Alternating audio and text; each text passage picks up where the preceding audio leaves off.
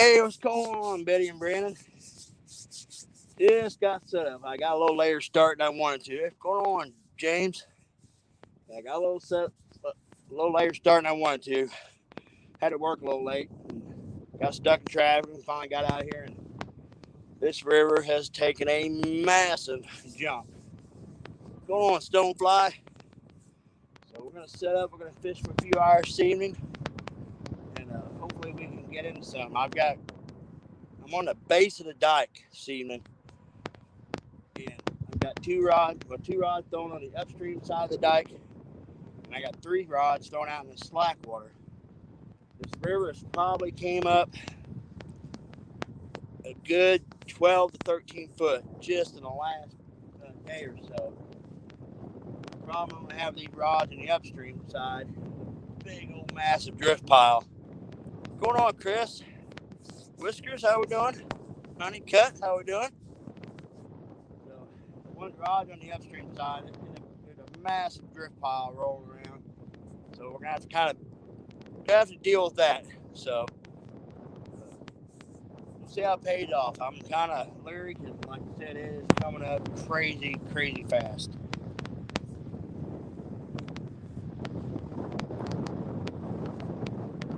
Cause I know Danny, he was fishing south, definitely way south, and he actually had falling river conditions. We're up here, it is rising like crazy. But I got a feeling this water is hitting Danny probably now as we speak. So hopefully it don't screw him up for tomorrow's tournament. Hey, what's going on, Lisa? So, yeah, we've got some Asian carp, got some chicken, got some shad, and I even got some bluegill for bait. Everything's froze. I wasn't able to get out and get fresh bait today, so we're working everything. Guys, I'm going to jump out here real quick and try to take care of this one snag that's getting in my rod here.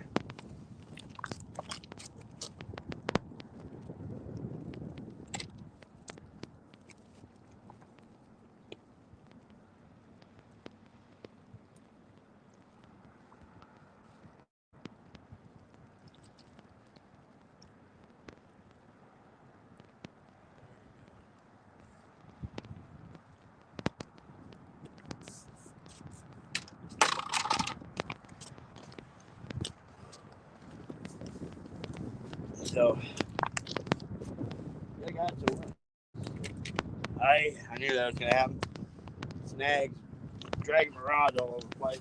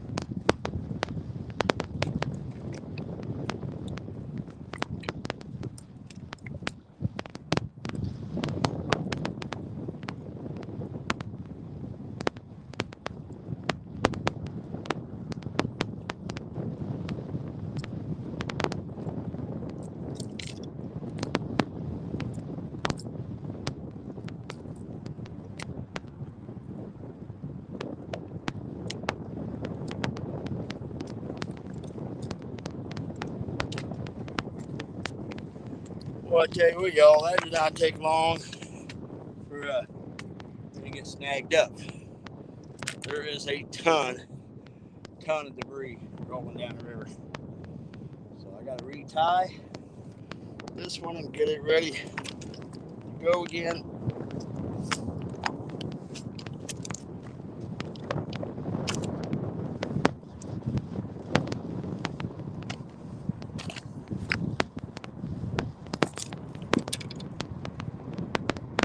I may end up with every rod over here on this side right here.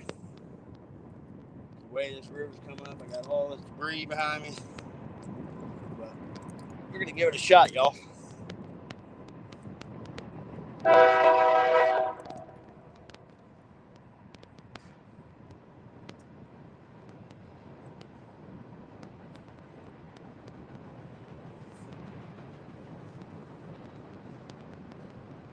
Oh yeah, it's ripping here too, James. It's ripping. We're going for like 40-mile-an-hour winds tomorrow.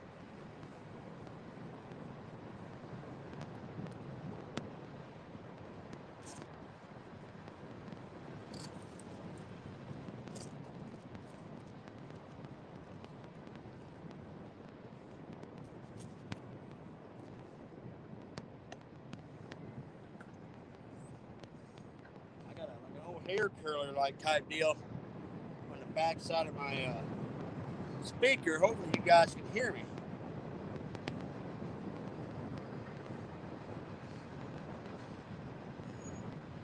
Won't be much longer. I have to get the lights set up.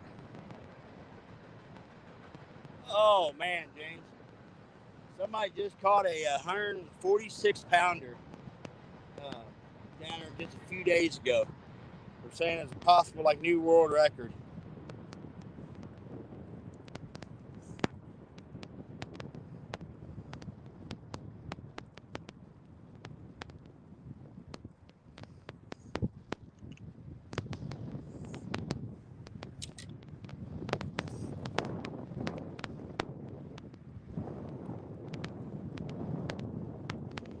Tell you what, guys, I have had some good luck before when the river's been this high, sitting up behind these dikes like this. Me and my wife went last year when it was really, really high like this.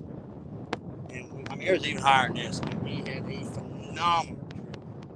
We caught several really, really good fish. But that was midsummer, water temperature was up. So, play this for a year and see how it goes. All right, let's get this one back out there.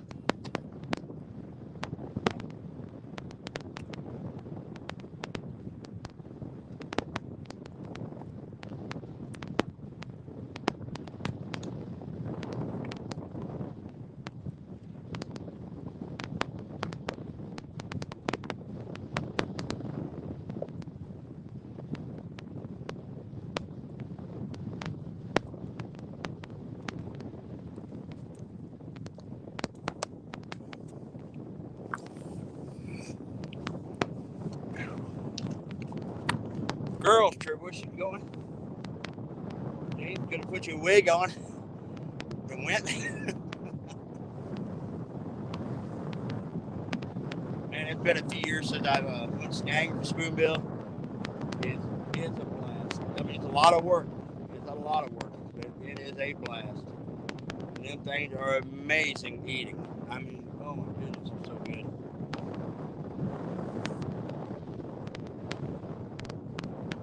Boy, got up to right at 60 today. Now the temperature is starting to drop. So we're going to get out here and give it a shot for a few hours. But I got a feeling these rods over here, I'm going to end up having to throw them out. Yeah, this one rod is already doubling over. Snags right in it. So.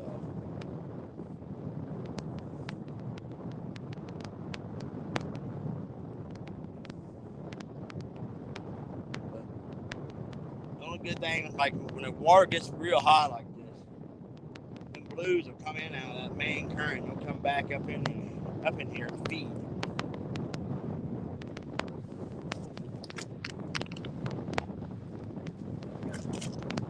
Yeah, rod's jumping around, but over here, but it's freaking a pile of drift. I'm hoping it'll spin out of it. Might not though.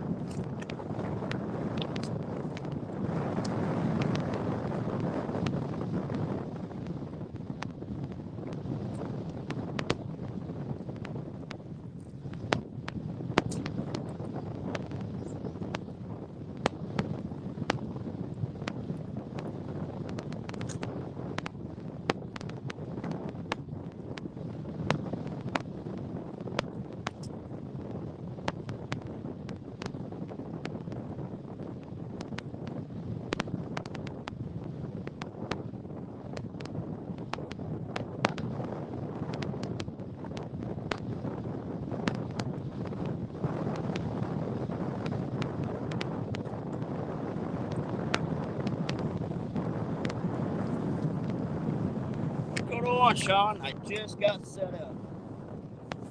I've got some rods downstream side of this dike, and I have two set up here. I was going to go set up on the end of the dike, but literally the end of the dike's like only that wide, so I got no room to sit, so I was forced to sit back here. I'm almost contemplating sitting up on the bank, throwing out towards the water, but there's a big, huge pile of drift out there too, so I'm trying to stay back here and keep the drift out of my line. These two rods here, I got to feel I'm going to have to pull these and get them over on this side of the dike too. It's entirely too much. Ooh, I'm gripping, y'all. Hood up here. That's a little better.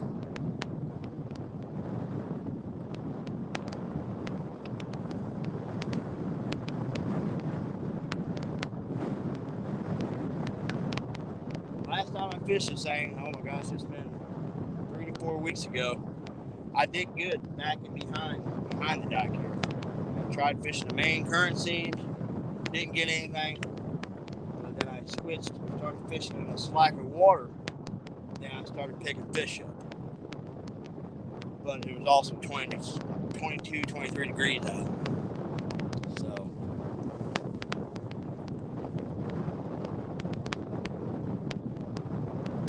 we'll give it a few hours. We'll see what happens, guys.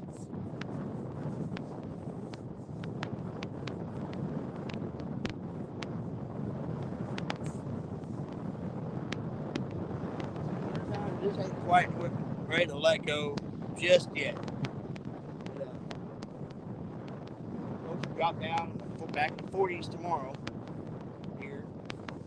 But then next week it's supposed to get back up to the 70s. So hopefully spring's gonna stay sticking this time.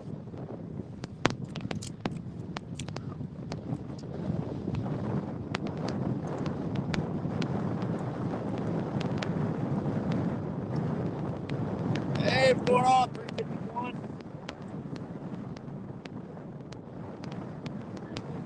Get the lights set up. Yeah, it's starting to get hard.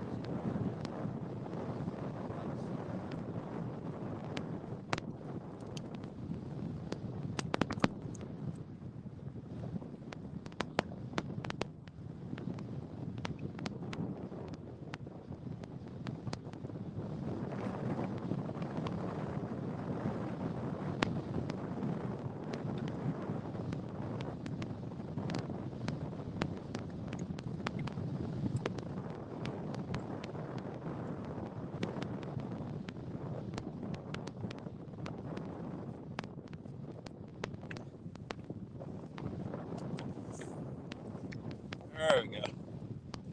Shed a little light on something.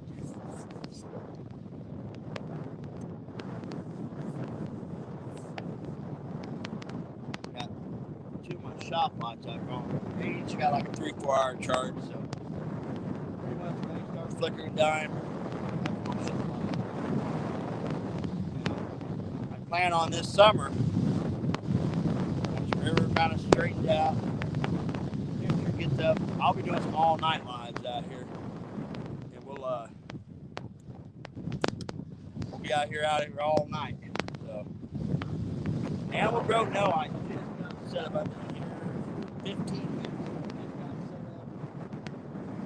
I'm kind of leery about it. Hey, Mad Catter, what's up? This river is like rising, like as we speak. It's come up several feet just the last day or so. Sometimes it goes fast rising, not my favorite time. I'll be honest, I almost went to a local lake. On some channel cats. Who knows, y'all? I may fish here for a little bit. An hour or two. Definitely local lake. Channel cat. Never know what might happen. I'm here. Hopefully, maybe get on it.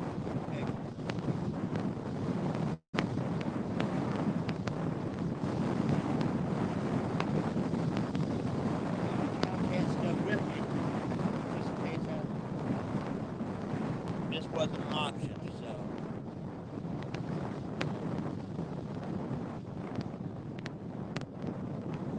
Hey, 351, thank you very much. Thank you very, very much. Thank you. That's actually my first super chat ever. And I just got monetized. Oh gosh, here we go. I got drip pump.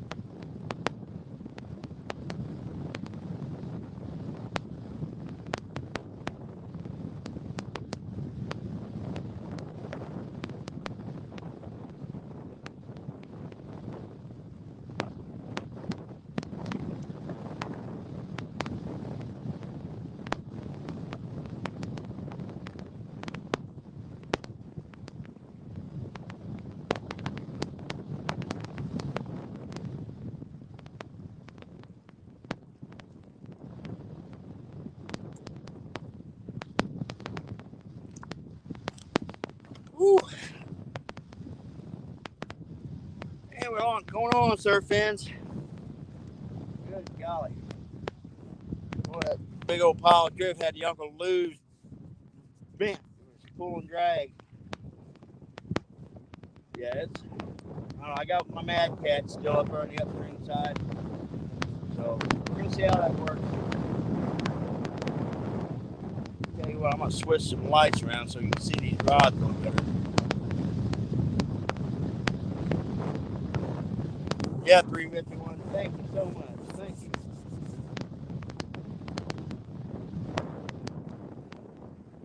Let me switch these two lights around. I got one bigger light yet. I don't want to turn on just quite yet. I want to keep it.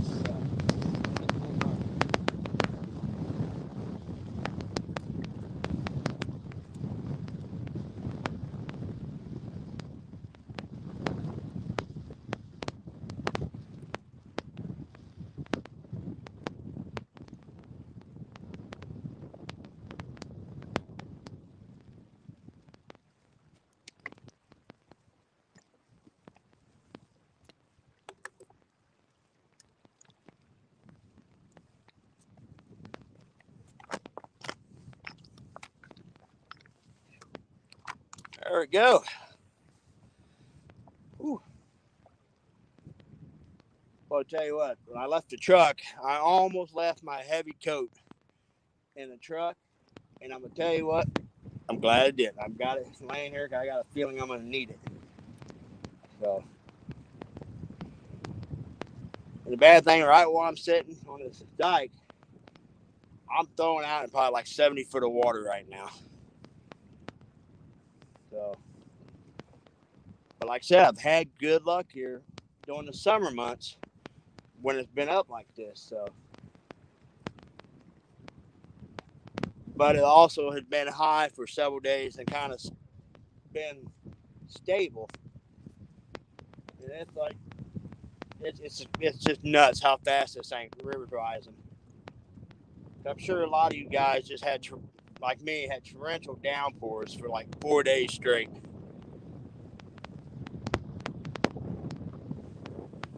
Correction, I now have 2.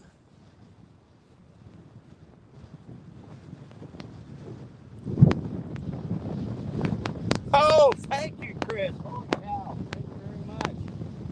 Man, y'all don't have to do that. I mean, don't get me wrong. It's greatly appreciated. But, yeah, you guys don't have to do that. But thank you.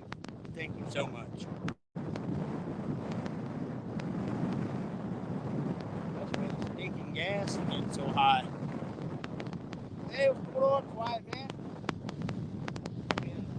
Gas is getting, oh my God, it's just insane. I'll be honest, I really feel bad.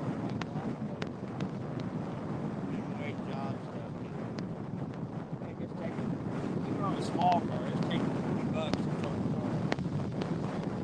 It's just crazy. Train coming, y'all. Train coming around the bend.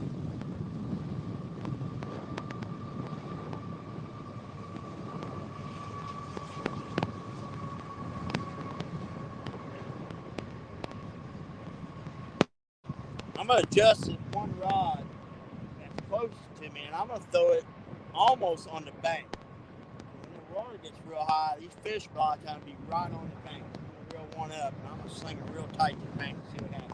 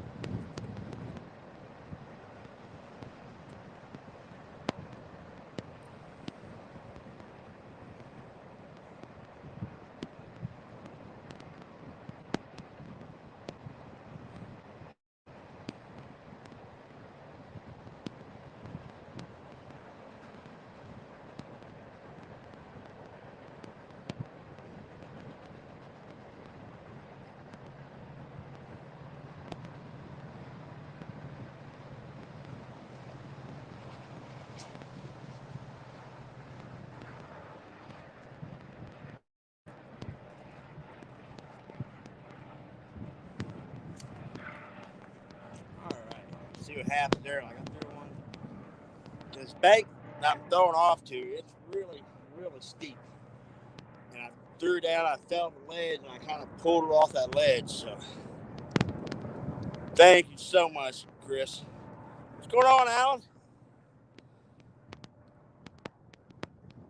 Yeah, yeah. I've been looking at the river level. I mean, I watch that thing like a hawk. Yeah, it's gonna get. Oh, that's a big one. I thought I had a bite, y'all.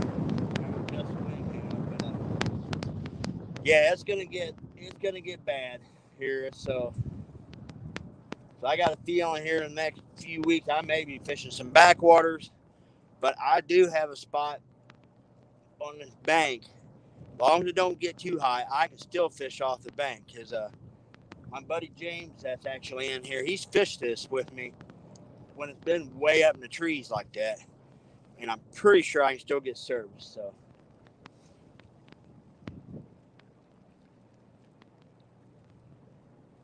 going on, John boy? Oh, I bet, Sean. I mean, yeah, you guys are up here. It's probably pretty rough, I bet. Uh, Monday, it was like 70 here Monday. And then the temperature dropped, all that rain come in. And a couple of my good buddies I work with, they lived pretty close to the area we was working. They had a pond right after work. And the next day, they had this picture of just a whole table covered in crappie. And I ain't gonna lie, I was jealous. But I know James Docker, he lives up in the northern part of the state from me. And he's been wearing the crappie out. So I need to take a break from the catfish for a few days. I'm trying to make a couple crappie videos, and I'm going to get on some crappie. I may even do that tomorrow evening.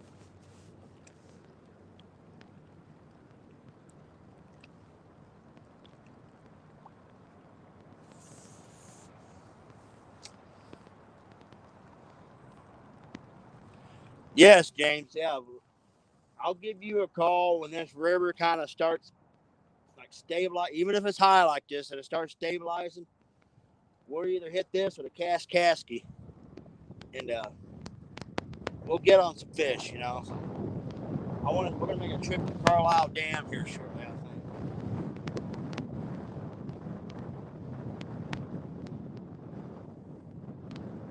Come on, fishies.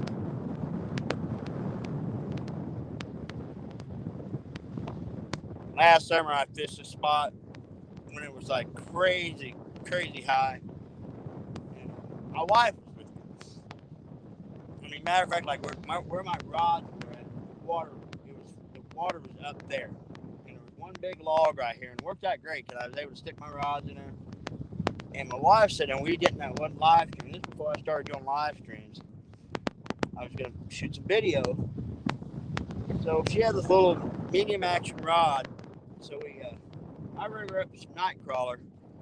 She throws it out, and I'm still getting my reel. All of a sudden, she starts hauling, that little rod's doubled over, and she had a 30-pound blue before I even had a line. What's going on, Angel Honeycutt? Yeah, you guys are St. Louis, Missouri folks. I'm not too far. Matter of fact, I just came through St. Louis today. I was working up in Labadie, Missouri. I was working up there at a power plant. Well, I've been up there since November. So, yeah, I had to come through St. Louis today twice. So.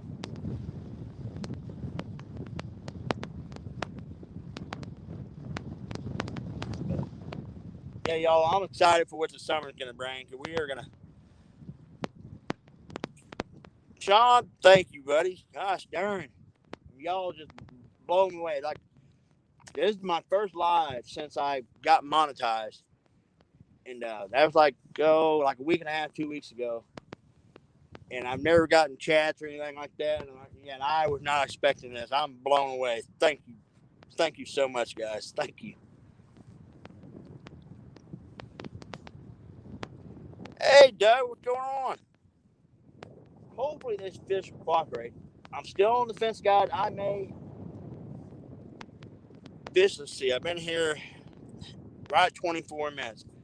I may give this an hour and a half.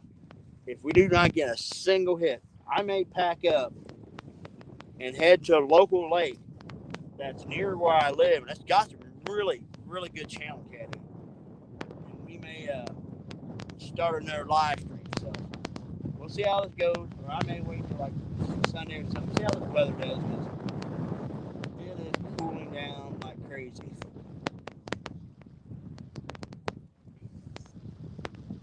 Danny Stone, he's my Mississippi River brother. He's got a fish against a Creole tomorrow, and that is gonna be Danny's gonna have his hands full. And now, if the river would stay the way it was from yesterday, I think he'd have a good shot. But I'm afraid all this water is hitting him now. So I just hope he can get to where he needs to fish tomorrow. Yeah, boom, boom.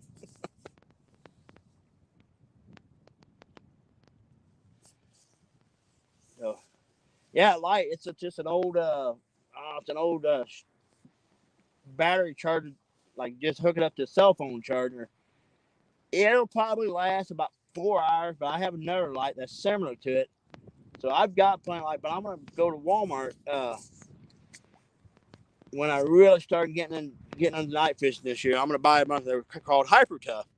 They're only like $20. And matter of fact, if you guys watch like Catfish Regulators and them guys, that's what they use a lot of times when they're on the dock, like LG Bass and them guys. And them little lights, they do really, really good for $20. They last like 4 hours. You take 3 or 4 of them things in your backpack. I mean, you're good for all night. John Boy, I think that is it seems to be the case everywhere. Cause I was working today on the Missouri River up there on a power plant, and that river was really, I mean, it was out to its banks too. The Merrimack River, not too far, it's flooded out of its banks. Kaskasky, it's flooded. Welcome to spring, guys. Welcome to spring. That's one of the. But with that being said, when that water temperature starts warming up, you guys can get into these flooded fields and stuff, and you can catch some really, really nice cats in these flood waters. I've got a spot I'm really hoping I can get service. It's a little backwater creek underneath this train trestle, and I absolutely light them up every spring in this little tributary. I can't over from the daggone drift. I hate to pull it in, man. I really want to keep a rod out.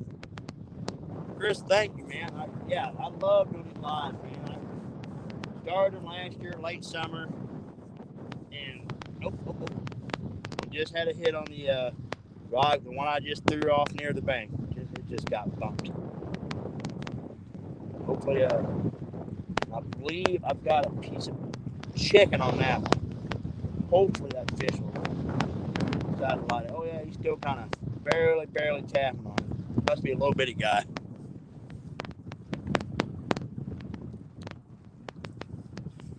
Oh, Chris, I'm the same way. Yeah, if I can't fish, I'm constantly watching. Which with the weather getting ready to break, there's going to be folks live all the time. So I don't think you'll have a problem finding somebody to watch. That's for sure. But tomorrow, guys, you'll have to check out Mark from Catfish and Crappie. He's got his final 4 fishing tomorrow. You got Brian B against Freddie, and you have Danny Stone against Creo, the bus driver. So that one, it's going to be a good one. I'm just hoping, like I said, Danny don't get flooded out. All right, guys, I got to do something with this rod here.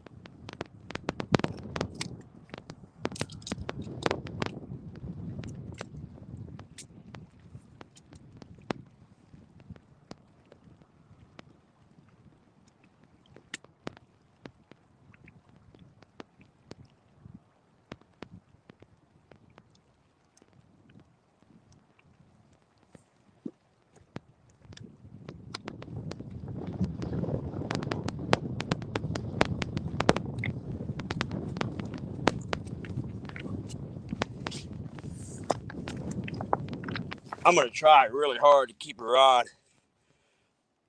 on that upstream side.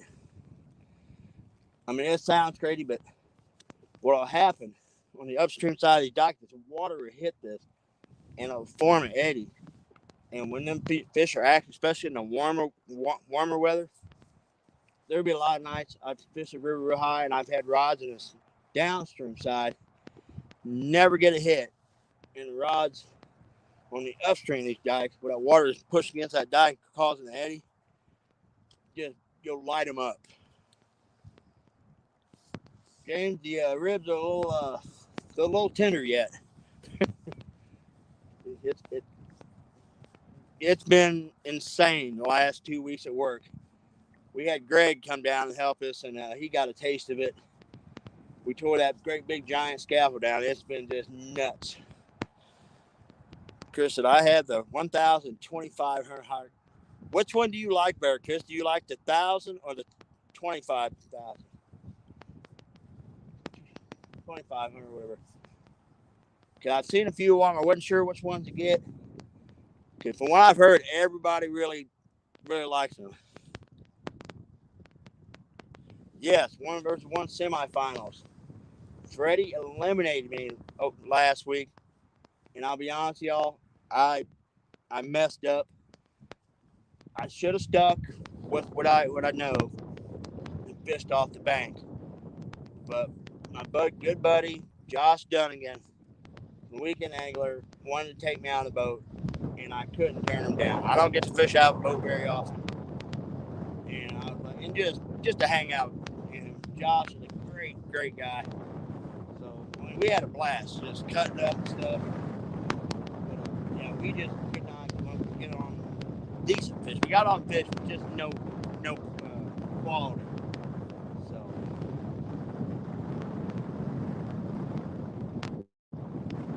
as soon as this weather breaks and the birthday lunch, hopefully I have some live guys and get on some good ones for you guys. I think this year, every time I come out, I have one rod once I water temperature. That's just going to have a big old massive donkey bait on it. And the other rods will have normal baits on it. I mean, good sized baits. I'm going to have one rod every time I come out this year on a live. That'll be 100% dedicated to a big old giant donkey bait. What's going on, Jeremy Tournament Cats? Jeremy, you ought to see this river. This thing is rising. I mean, it's rising as we speak. And it's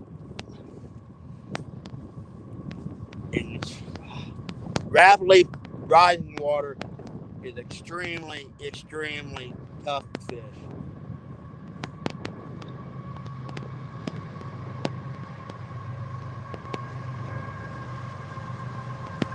Got a train going by.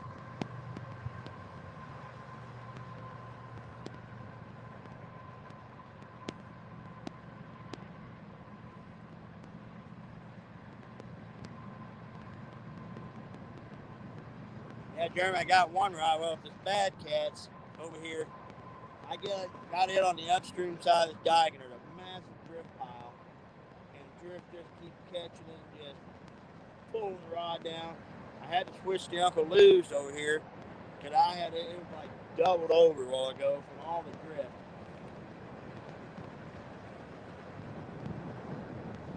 And honestly, I probably should pull it and put it on this other side, but I'm stubborn. I like to keep at least one rod on that other side. What's going on, Kelly? 5,000. All right. Hey, what's going on, Josh? Buddy, I am out on that dike where me and you came last fall.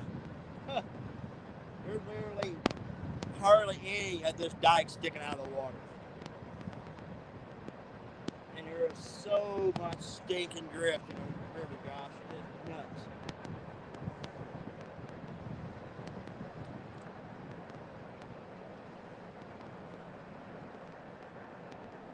If I'd been smart, I would have went after channel cat tonight. Not a local lake. Who knows? I may end up packing up here in a little while if we don't start getting dead and go after some channel cat.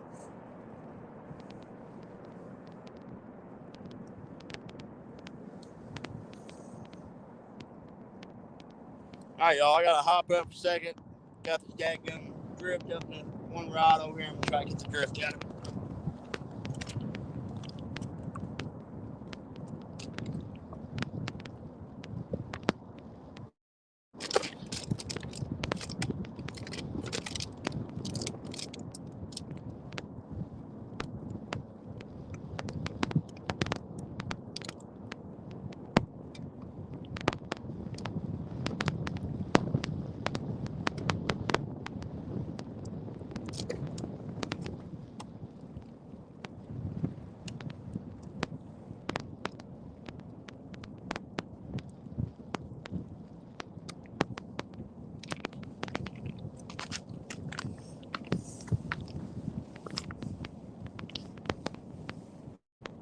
Woo!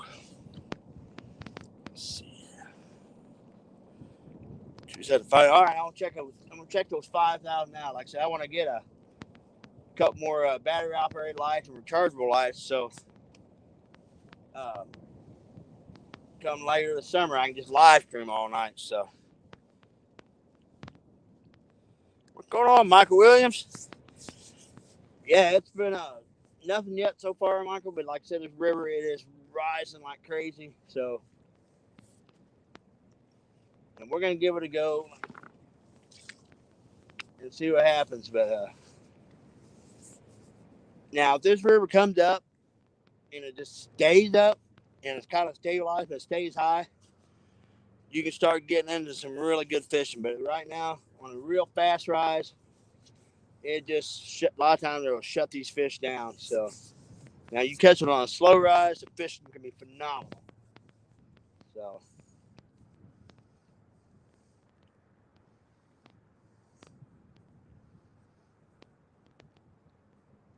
yeah, I was sitting there deciding where I wanted to go. I was like, all right, do I want to go to the lake and possibly catch like a 10-pound channel cat, or going to the river and catching a gigantic blue? And I'm like, well, you know.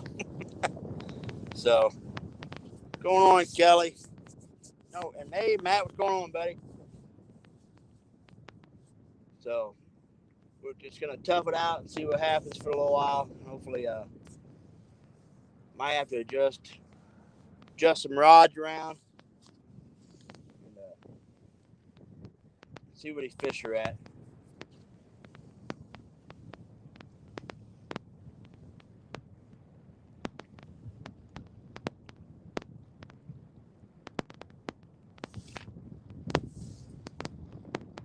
I had one tab on that ugly stick a little bit ago. He banged it a couple times and he hadn't came back. So,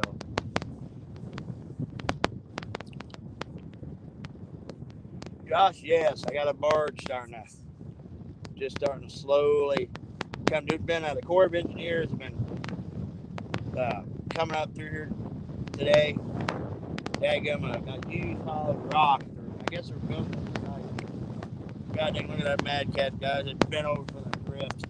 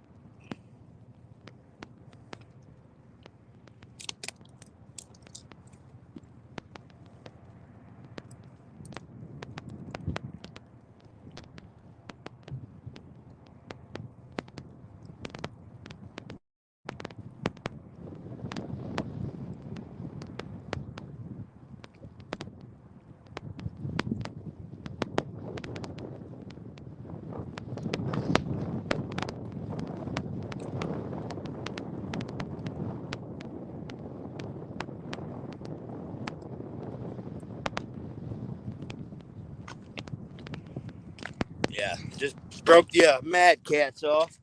I'm gonna lay it down because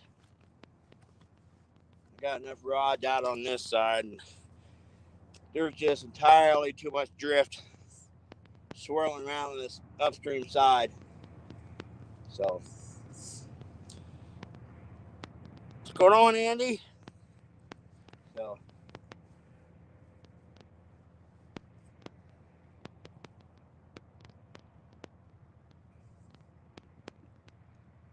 yeah, like I said, we'll try this a little while, guys. Like I said, I may end up packing up and heading into spots and channel cat. Or else I may wait till Sunday or something to try to get after them during the daylight.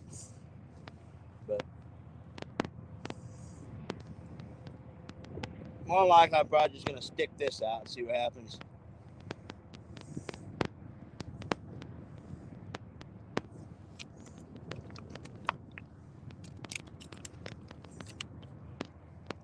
I'm just hoping, like I said, Danny don't get all this water and mess him up tomorrow. But I was looking at the graph down where he's from, and where he was at yesterday, he was level, he was stable, and then just between yesterday and today, oh my gosh, it made a massive jump already. So I'm hoping he can get to his bank spots.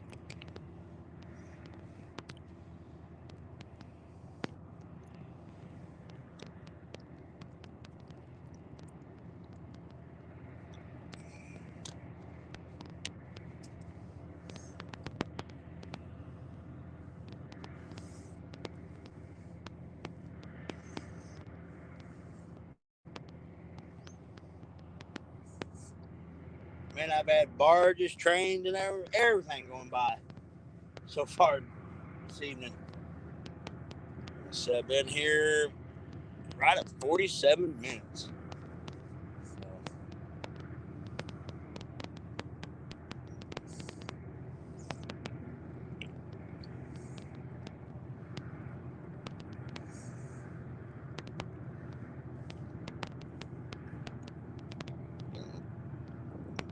Boy, every once in a while, the ugly chick just a little tap, tap, tap, tap. Probably a little channel cat or a little big blue. That's the one thing I'm not the biggest fan fishing right behind these dikes because of all the little, because of calm water, you get a lot of little cat in there. But like I was saying earlier, during these times of high water, these blues will come up behind these dikes to feed on all the Asian carp and everything to get out of that swifter water. So, just never know. Catfish Dreams, how we doing? Oh, I don't mind going. I can't wait. It's supposed to be like 78 degrees next week. And that's the case. I'm getting after some crappie. What's going on, Boo Rocka? Yeah, we're going to definitely get after some crappie probably next week or so. That water temperature comes up. And then we'll get back to the local lake. If the river keeps rising, kind of messed up. And we'll get over there and we'll do it live. And we'll try some channel cat. I've got a lake near my home here. It's a local lake.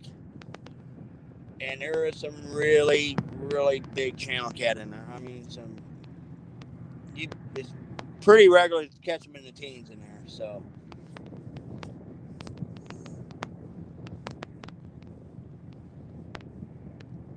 and I'm trying to figure out spots where I can do some catfishing.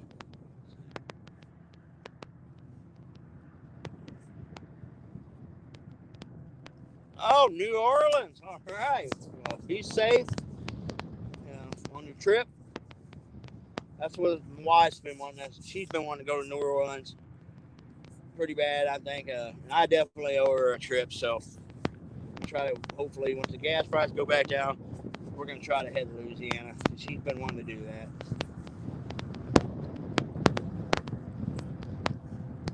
90 degrees day. Holy crap! I think we hit 60 for like an hour today, and it's been in the 40s all week, and it's supposed to be back in the 40s tomorrow, and maybe 50 Sunday. Then next week it's supposed to get back up to 60s and 70s. So I'm anxious for that.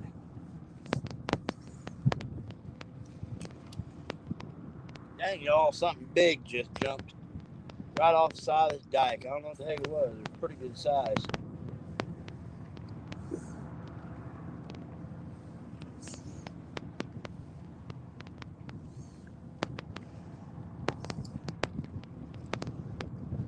I hope you can get some fish and catfish drink. That'd be awesome.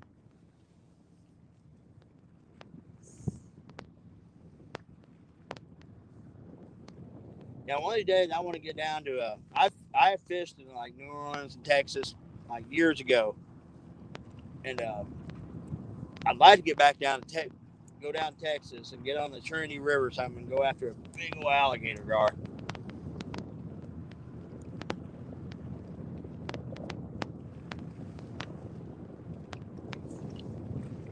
Got all kind of fish jumping behind me. I think it's Asian carp. I tried to snag some when I got here, and literally my third cast I hung up. And it was my only snagging hook. I was trying to get some fresh bait, but yeah, I snagged up and lost it. So.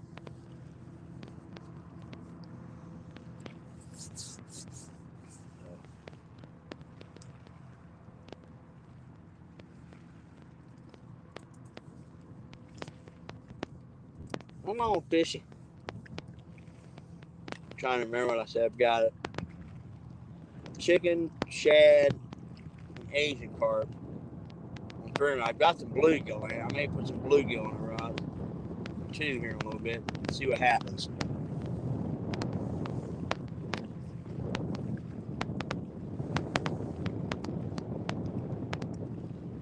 And the great thing when the water starts warming up, it's so much easier to get a fresh bait. But I'm supposed to be making a trip with Danny Stone, Outdoors, Rich from Richard Freedom, and hopefully Josh Weekend Angle goes with us. We're gonna head down to Kentucky Lake behind the dam here on the 2nd of April and try to get after some skipjack and get a stock up skipjack for the upcoming spring and summer fishing. Or as Creole likes to call them, slicka.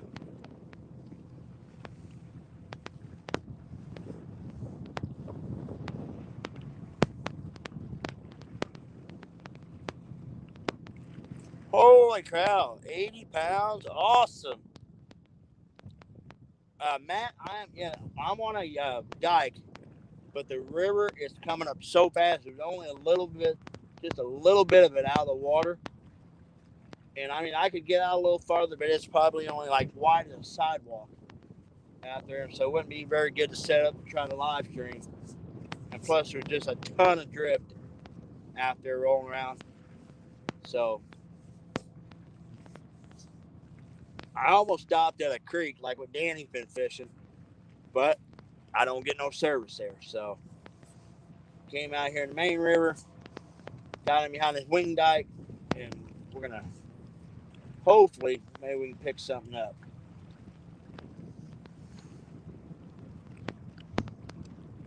Fishing Mid Tennessee. Thanks for coming in. Got 20 wonderful people watching right now.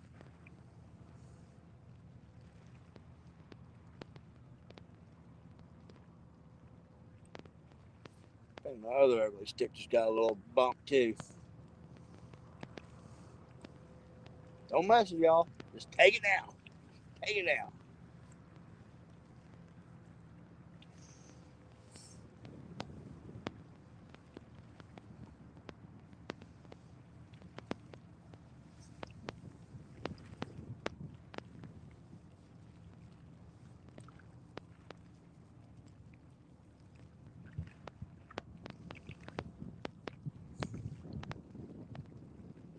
So I don't know. That fish has been hitting that rod for a little bit too, but it's not hitting it very hard at all, guys. Just oh, that ugly stick just got hit. There he goes. There he goes. He's starting to hit it again. Come on, take it down.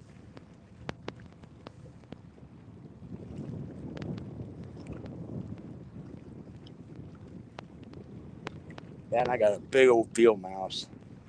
He just come up out of the rocks. He's been running around my rods right there.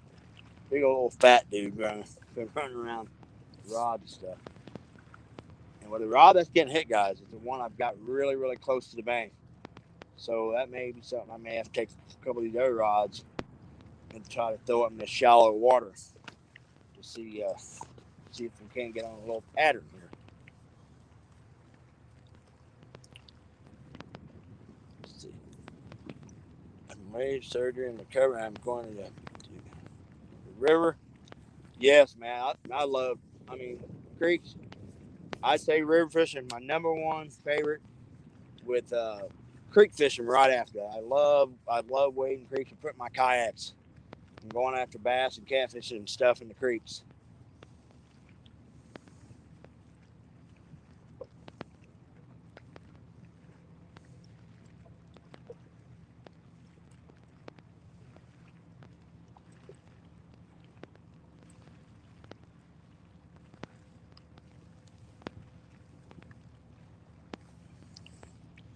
Heck, every whenever you start going live, definitely I'll be looking forward to watching you. Like I said, with spring coming on, you'll start. I don't think it'll be a problem finding a someone to watch. There will be a ton of folks will be live, I believe, this year.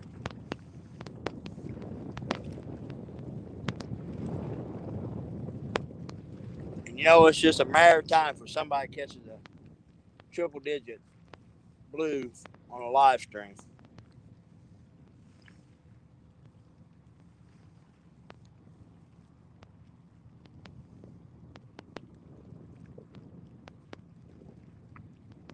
Yeah, Mike Greenwell, he caught a 50. Low battery. All right, hang on a second. Evidently, might not charging here. I'm not gonna lose you guys. I gotta check my battery situation and see what's going on here.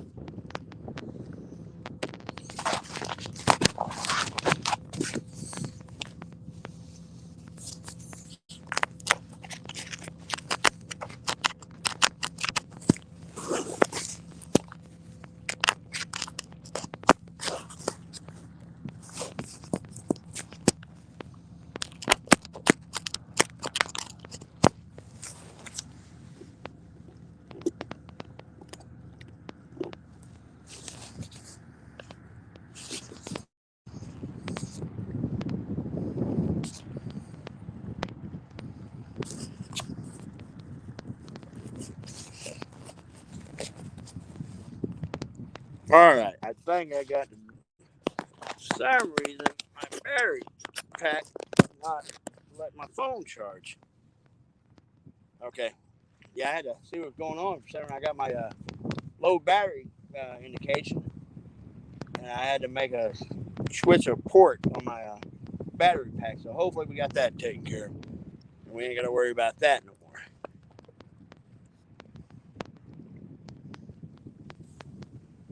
So 61 South, how we doing? Trophy Sticker, what's going on? Yeah, Trophy Sticker. I had to, my for some reason my low battery light was popping up, so I had to go in there so I can see my battery deal. We are fishing crazy high. Well, for y'all that just came in, we are fishing flooded, crazy high river conditions right now. The river, it's probably come up anywhere from 9 to 12 feet in just a couple of days. So, and there is it's tough. I tried throwing on the upstream side, and there was so much drift. They were just ripping my lines. So I've got my rods on the downstream side of the dike in the slack water, and I had a hit on this inside rod that I have thrown up on the bank, which I may reel that in, check it, make sure I'm fishing in bait, and I may throw up another rod closer to that bank too. So they may be cruising, getting out in that shallow water feeding. So.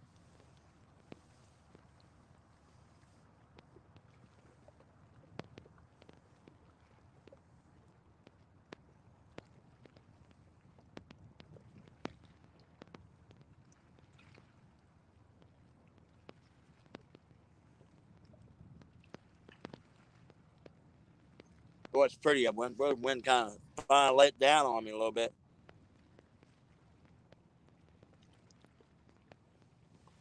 Uh, this is a recharge. That light I've got on the rod right now, it's a rechargeable light I've got. So I don't even know the brand of it. I've had it forever, and I've got a another light. It's a battery operated, well, not battery, I'm sorry, it's a chargeable light. And I usually get 3 to 4 hours out of both of them.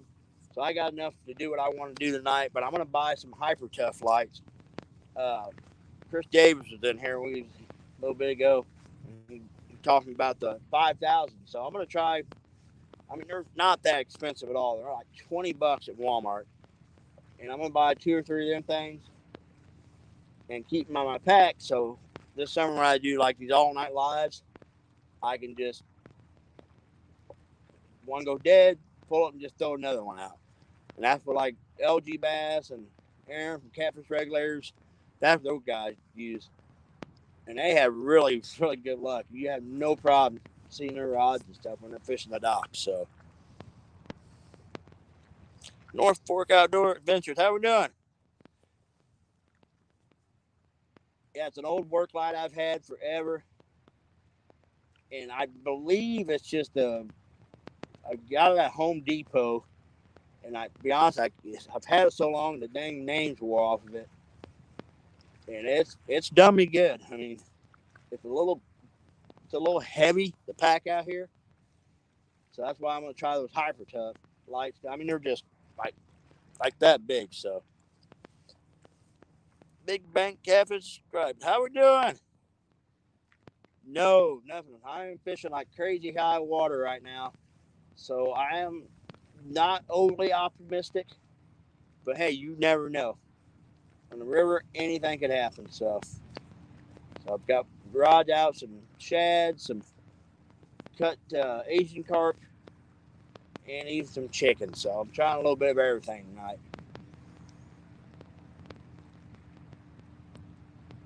I'm getting ready to reel one rod here. It was getting hit a little bit ago. I'm going to pull it in and check the bait situation on it.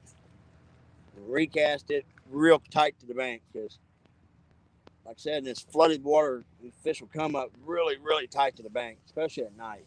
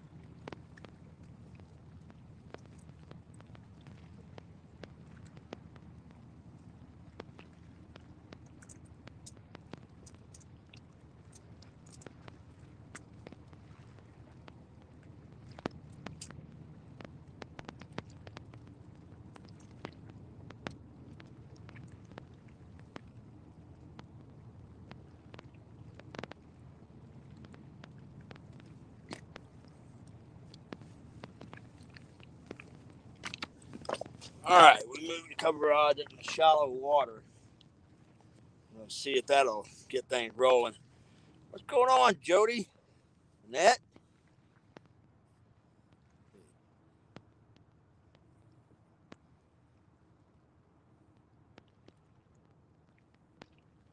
Okay.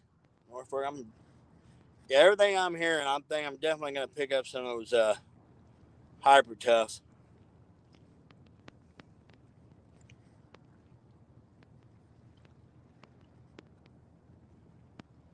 Yeah, Jody, it was kind of a last minute deal. I was at work. I got off. I was running late. I wanted to get out here like a couple hours before dark and try to catch that evening bite. But it's Jody, you wouldn't believe how crazy high this river has it's nuts. I mean, it's blowed out. It is rising as we speak. It's come up 9 to 12 feet in just a matter of a few hours. And I mean, and I even tried fishing the upstream side, man. There's so much drift. I mean, my rods were literally getting ripped out of the rocks. So I had to switch to the downstream side of this, which I'm not too happy about, but it's about the only option I've got with all the drift in the river. What's going on, Big Mike? So, I mean, I could have went to the local lake there in town and maybe got on some good channel cat, but man, I don't know. Want to tangle with one of these big blues.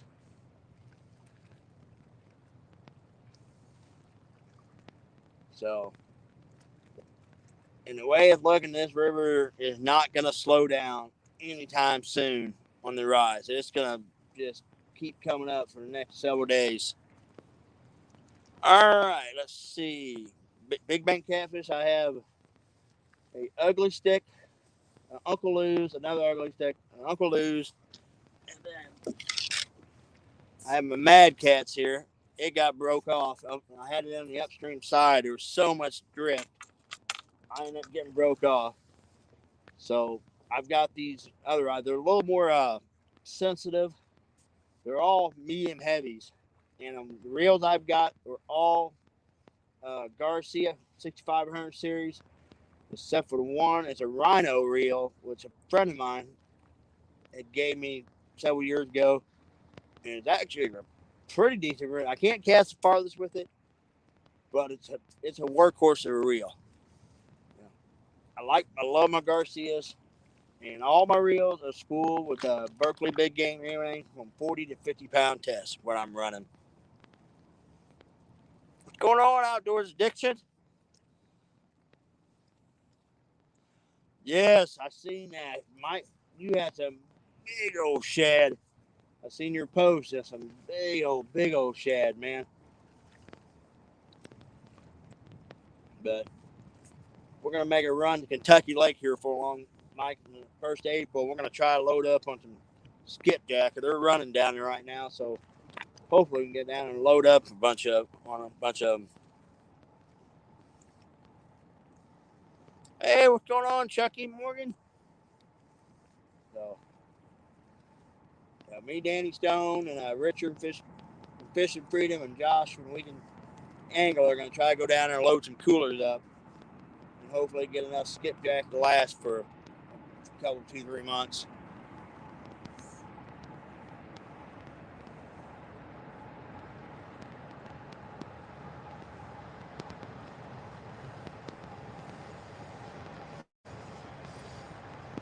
£30 carp. Oh man, I tell you what, them big old carp are a blast to catch.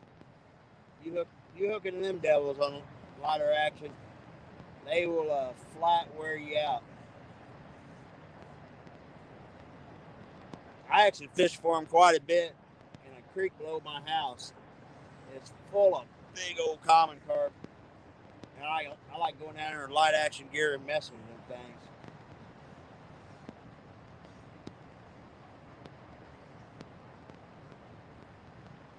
And during the summer, when the water temperature really starts getting up, common carp and buffalo is actually one of my favorite baits out here. It's really hard for me to get skipjack out here in the river. Once in a while I can. And shad, I always get shad, but I'll be honest with y'all, I catch fish on shad, but it don't ever seem like I get the quality fish on it like I do a big bloody carp head or a buffalo head or skipjack.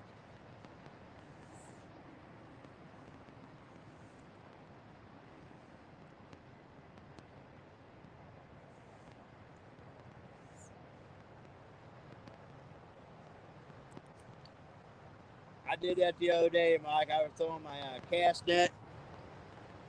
I got several big carp, and I got a big old huge bowfin or grinnell or budfish they call them. I mean that daggum thing was, heck, it was long arm and bigger out of the fence post. And man, oh man, that thing jacked my throw net all up.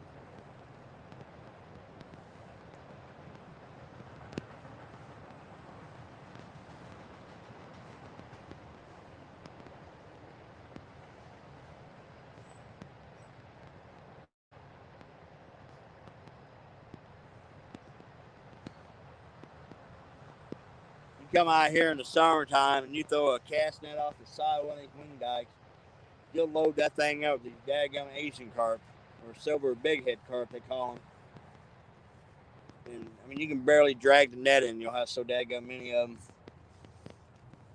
Which they make really good bait too. Actually, that's two of my rods have got Asian carp on there right now.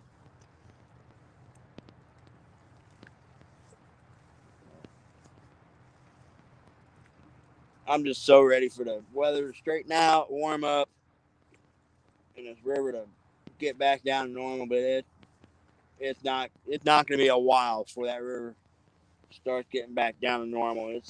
It's on a fast rise, and I think it's predicted to come up like another 10 to 12 feet yet in the next few days. So within the next couple days where I'm sitting, it'll be underwater. Yeah, yeah, Big Mike. When anytime you're throwing them throw nets around the rocks, God, they will chew them throw nets up. One of my throw nets, it looks like a daggum patchwork quilt with all the holes I've had to patch in it from throwing around these rocks. I've got one I use out here in the river. Then I have another one I use in the ditches around home, which I usually don't have to worry about tearing it up too bad.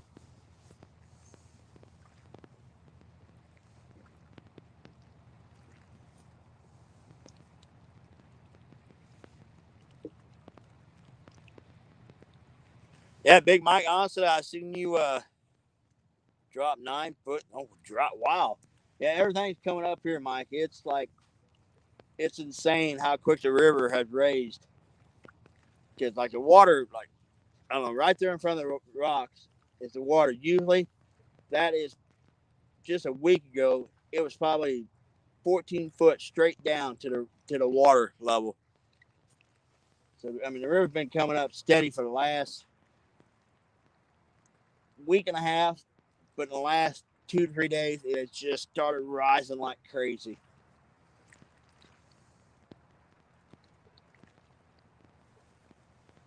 Yeah, Mike, honestly, I seen you put that post and big old shad. I thought, oh yeah, Big Mike, he's gonna be live here next tonight. I honestly figured you'd be live. You had them big fresh baits. I was like, oh, back in the hundo hunt.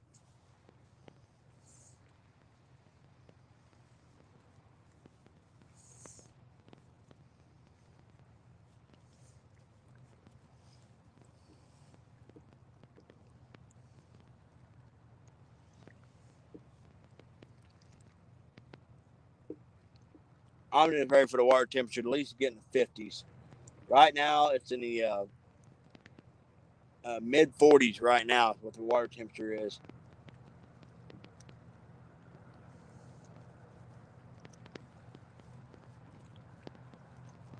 Start getting in the high 50s. Flathead will start getting a little active. Tomorrow we're out. Yeah, I am. Be honest, Mike. It's been a rough week for me too, and I was like,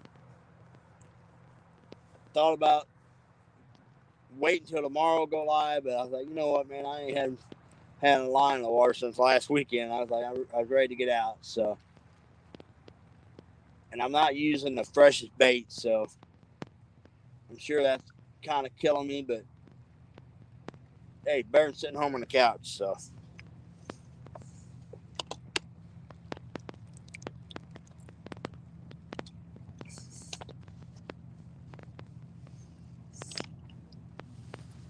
So if the river keeps coming up real fast like this, I may, like I said, switch gears and hit a local lake or two for some channel cat or something just to keep the lives going. But as soon as the river starts, even if it stays flooded, but it stabilizes out, slows down in the rise, I'll be back out here.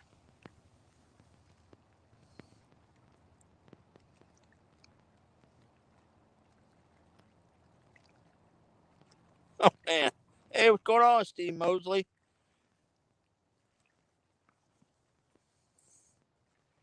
Yeah, big bang. I know a lot of people. I mean, they got a few holes in a throw net. They'll just pitch it, and go buy a new one. Them dadgum things are too expensive. I do everything I can to patch them.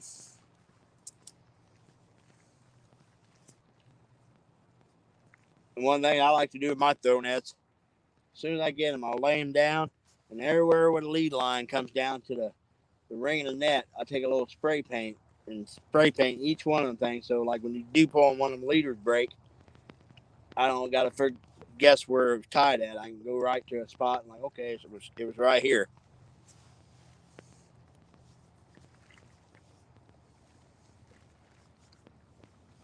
Come on, fishies, hit.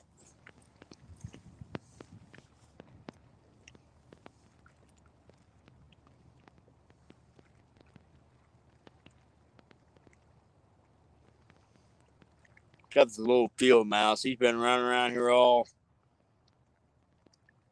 since it got dark. He's been running around here at my feet.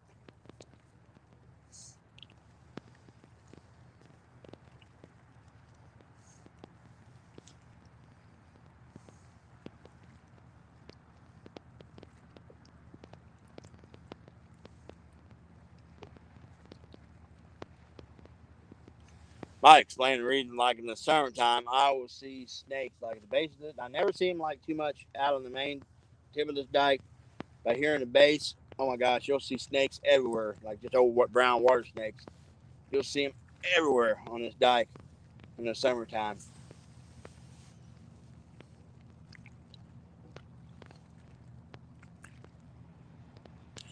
Yes, Norfolk, that was it. Yeah, I had there's a series of dikes down through here. I fish a lot, and I've been fishing these things. Oh my God, since I was just a little kid, and I've caught some dandies off these wing dikes.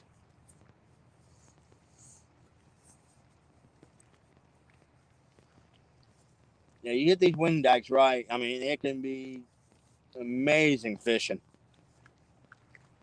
But with all the spring flooding coming up, I'll be kind of switching gears a little bit and trying to fish like some tributary creeks and creek mouths and stuff I can get to.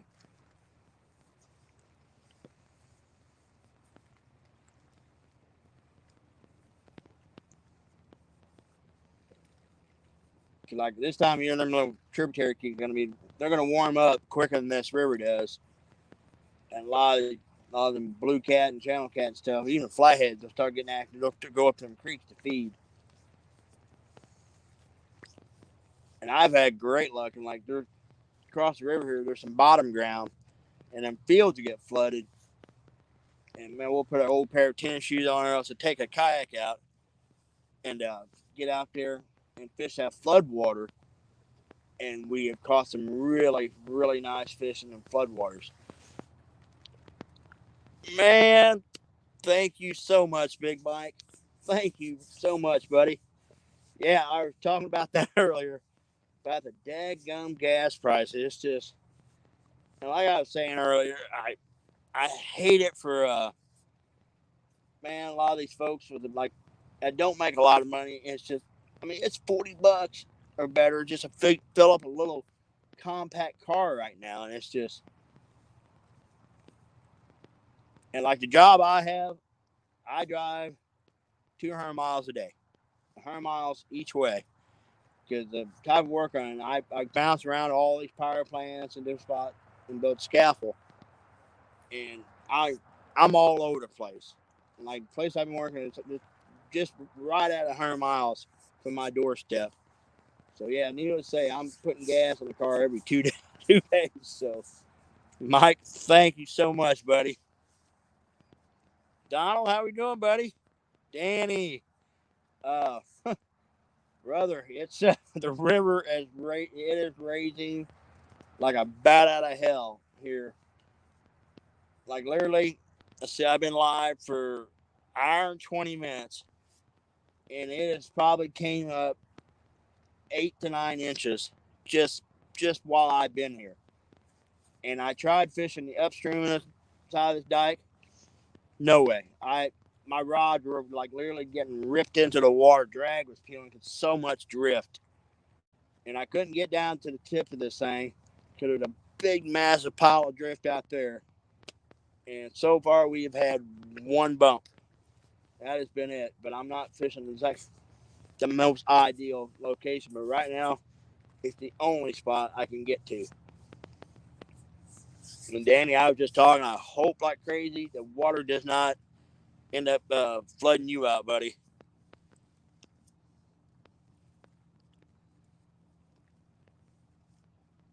Cause Danny's my boy. I'm rooting for him. Danny's my boy. I'm hoping he can pull out tomorrow. And man, y'all have to go back and check out Danny's live from yesterday.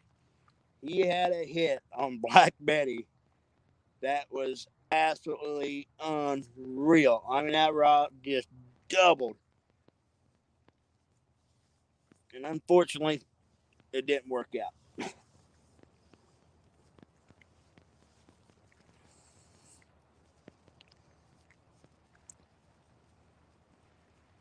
Yeah, Danny, I was looking at your river stage report for where you're at, and it looks like it's going to be coming up on you tomorrow. And hopefully don't mess you up to where you can't get to where you're going. But it don't look like it's rising as fast where you're at as it is here, so it could be really good for you. Awesome. All right, Danny, you should be good, buddy. Because I was looking at it earlier, but if it's hang on a second, guys, getting a little bump on the Uncle Lou's got a chunk of Asian carp. Boy, kind of pulled down on a second. That was it. But yeah, Danny, you should be all right. I mean, if it's a slow rise, oh my gosh, then blues might come up in your spot tomorrow, and it might be phenomenal for you. I really hope that's the case. But yeah, I was just telling you guys, Danny, right where my rods are sitting, it's the edge of that dike, and the water is right there. A week ago, that water was 14 foot below that. It has came up that much here.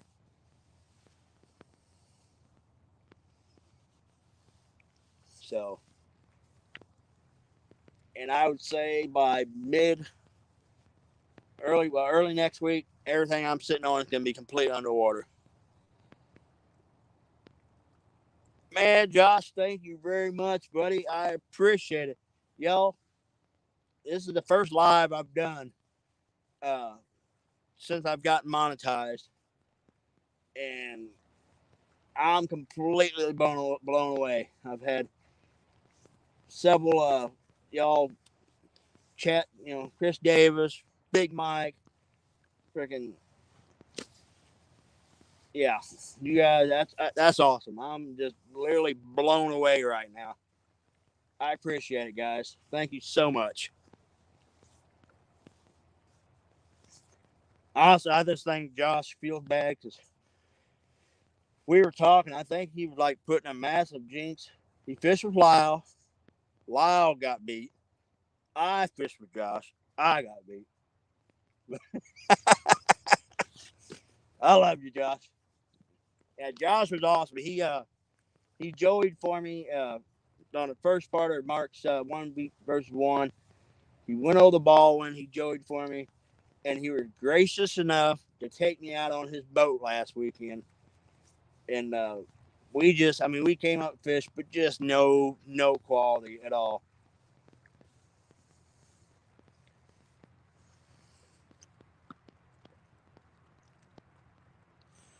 Danny, I'm hoping. Yeah, it didn't look like you were gonna be like a crazy rapid rise as it is here.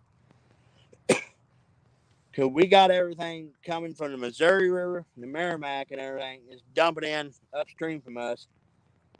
And like 3 days ago, I've been working up there on the Missouri River, and you could see the dikes a couple days ago, and now the Missouri, it is completely banked full. So we're getting all that water here. So, but it's coming, Danny. You're gonna get this. You're gonna get all this water here within the next few days. So hopefully, it will hold off enough to where you can get the job done tomorrow, buddy. Oh yeah, slow bite. Yeah, your bite could be nuts. Could be absolutely nuts tomorrow. And hopefully your big boy comes back up in there. Let's see.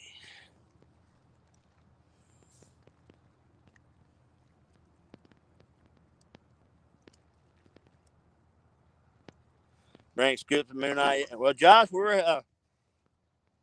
I messaged you too. We're gonna try to shoot for the April 2nd to try to stock up on some uh, skipjack. So hopefully that'll be we can load up and have some good bait for a while.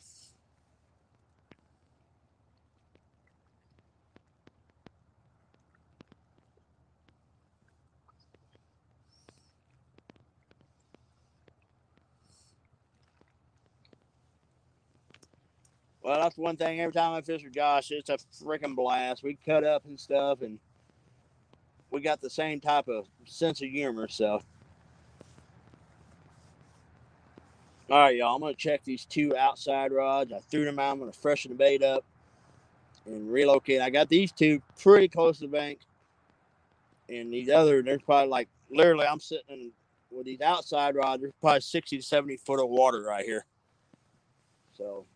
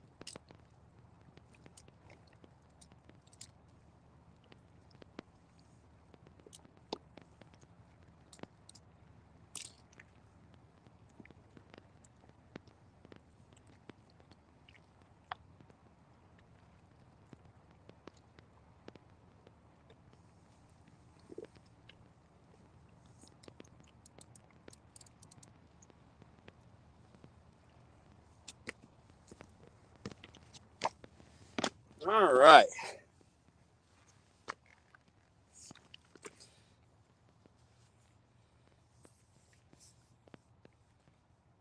Sweet. Awesome. Yeah, I've got to pick up some stuff from skipjack, man. It's been forever since I've been after any skipjack. So I've got to get some Foley spoons, some Sabisky rigs, a few jigs, and hopefully we can load up on some skippies. Norfolk, yeah, that's I fish these wing dikes all the time. I get so many people comment, especially when I'm fishing the tip of this thing. Uh, it's like off the top of the thing. It's like straight down. It gets really, really sketchy. Oh, I'd be lying to you, Sam. I ain't ever busted my butt. I busted my butt my fair share of time. My wife and daughters pitched in Anglerville and Memphis. Man, I fished around Memphis before. Spent some time in Memphis for a while. Uh, my wife and daughter pitched in and bought me a Hydro Web 150 dip net, and I haven't had the chance to break in. Okay, I've caught fish when I've had it, but nothing big enough to dip net yet. Let me show you this, guys, this dadgum net.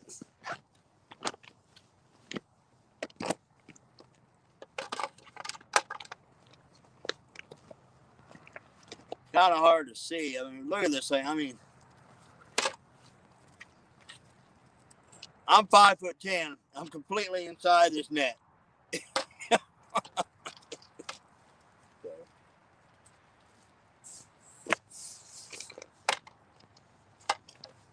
It's gonna make it a heck of a lot easier because I solo fish off the end of these dikes a lot of times, and it gets sketchy trying to grab these big cat on your own off the end of these dikes. This big net's gonna make it so much easier. You just need to get her all slimed up. That is absolutely right, Danny. Yeah, some of our best spots. Yeah, you definitely got to be part mountain goat to fish a lot of these spots. That is for sure. Even if you're fishing off the main bank, because you get a lot of this big riprap they use for erosion control and stuff.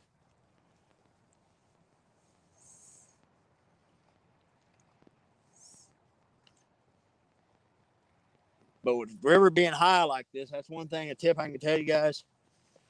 When the river is low and you have a chance to see what is on your main banks, like the big riprap and everything, and these cut banks, and that water temperature starts coming in, those flathead and stuff will get in around that riprap and the channel cat and stuff, and it can make for some really, really good fishing if you kind of mark those areas.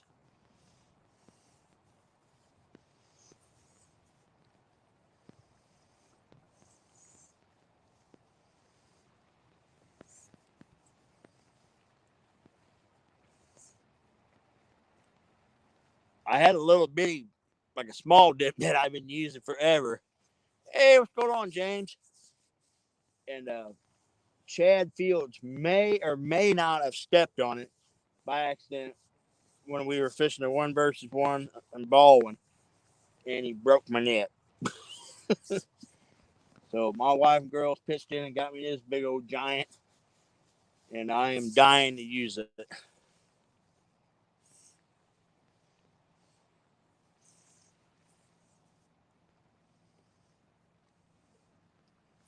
Danny, I was going to try to hit a tributary creek with this river being up, but I pulled in there, and I've had good luck there before. I couldn't get no service to save my life, so I said, well, main river, here I come. But like I was saying, this guy, whenever this river's up and it's stabilized, and if it's up and high, really high, and it's stabilized, where it's not really dropping or anything, I've done really, really, really good here.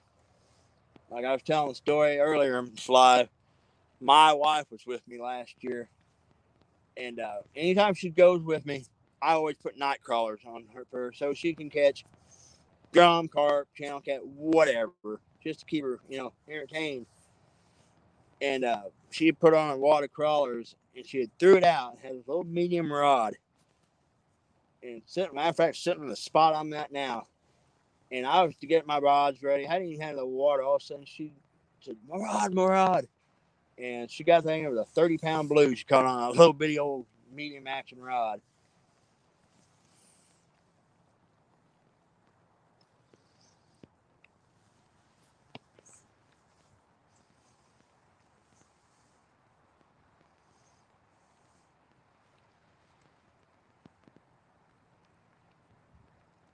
Y'all want to see some, y'all that's night owls, check out Pontoon Jody. She's a night owl, and she's always usually fishing late at night.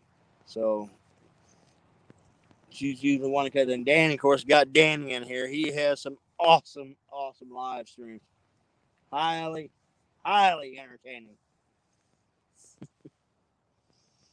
Hey, 187 fishing. It has been slow. Like so we were fishing extreme high water, and I've had a couple little bumps, but nothing yet.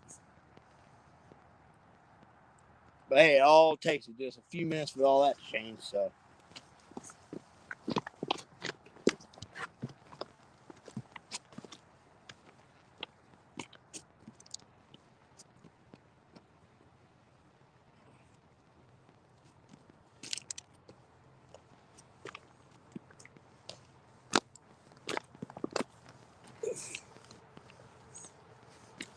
got another barge working upriver. So,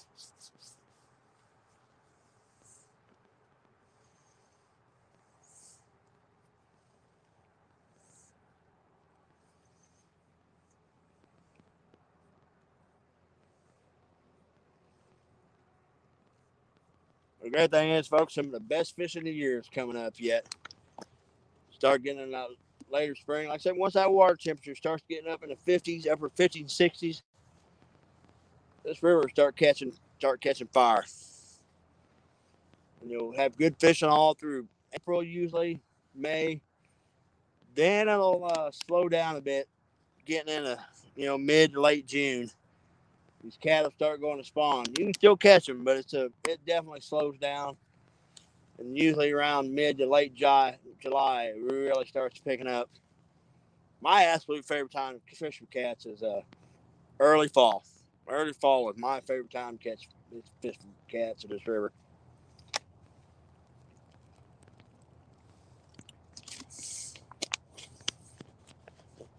Whew. This daggum barge. Look at that. Dang barge is freaking blinding my eyeballs out. Hey, Ernie Hawk, that's $4.99. Thank you so much, buddy. Well, that's good. Thank you very much, my man. Well, Ernie is another one y'all got to check out. They fish up there in the Potomac River and stuff, and them boys light them up there. It's an absolute. That is the Potomac River and stuff. When them guys fish, that is definitely on my bucket list. I want to go up there because it's an amazing, amazing blue cat fishery. And them guys put on some amazing lives. I mean, just action packed.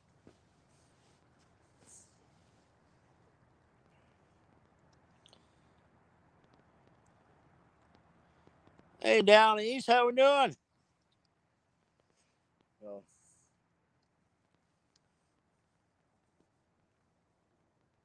yeah, the old river, she's rolling, boy. Yeah, like I said, by first of the week, right while I'm first of next week, right while I'm sitting, it's gonna be completely underwater. Mike Irvin, how we doing? So, so I'll have to come up with a backup plan for a while until the river kind of starts going back down a little bit. And I think Danny Stone is going to be having the same problem I'm going to have here shortly. That's a bad thing about being bank fisherman. When the river gets blowed out, I mean, you can still find spots to fish, but man, usually you're fishing in a flooded field or back in the timber or something.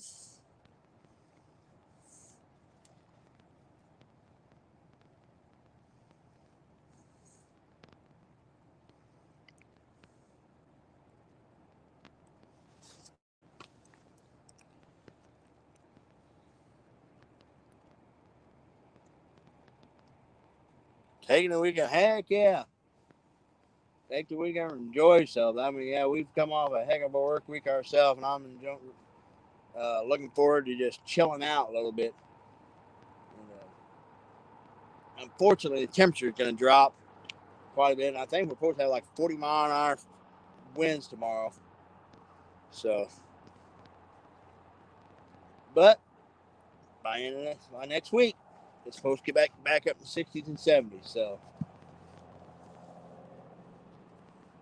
old man Werner just not quite ready to let go just yet.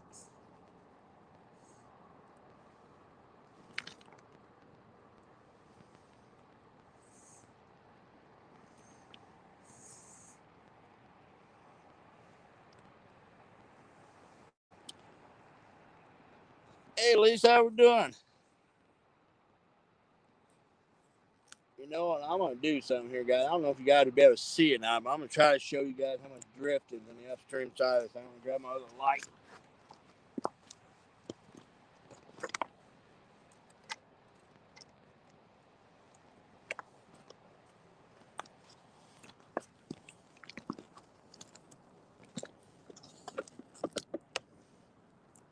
Yeah, I don't know if you guys can see it or not. But man, there's all kind of logs and trash and debris floating around out there.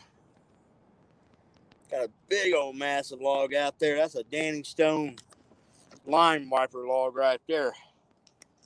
You know, Danny's been dealing with that crap a lot lately, trying to logs like that getting into his lines and wiping everything out.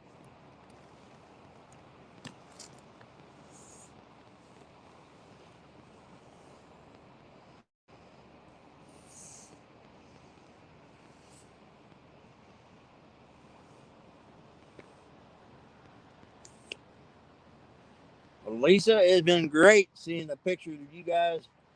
You've been getting out on the dock. You've been catching some good fish, boy. That's never one of my spots. I want to get down there one of these times and get on the dock with you and Aaron and Tom and them folks and fish the legendary dock.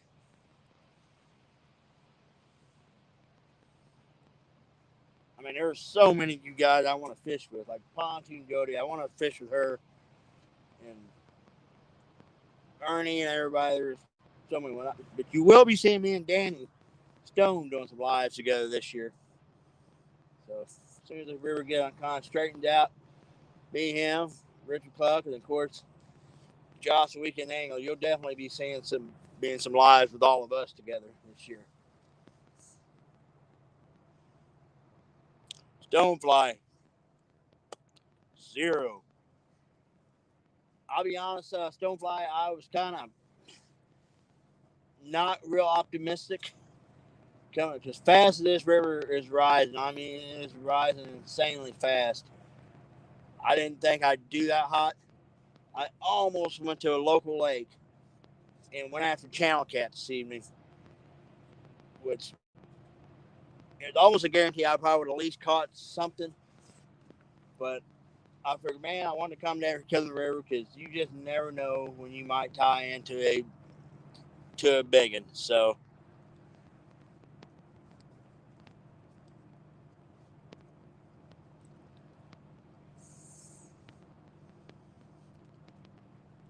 and the way I look at river fishing, it's not always a numbers game for me. I mean, I can be happy catching one fish as long as it's the right fish.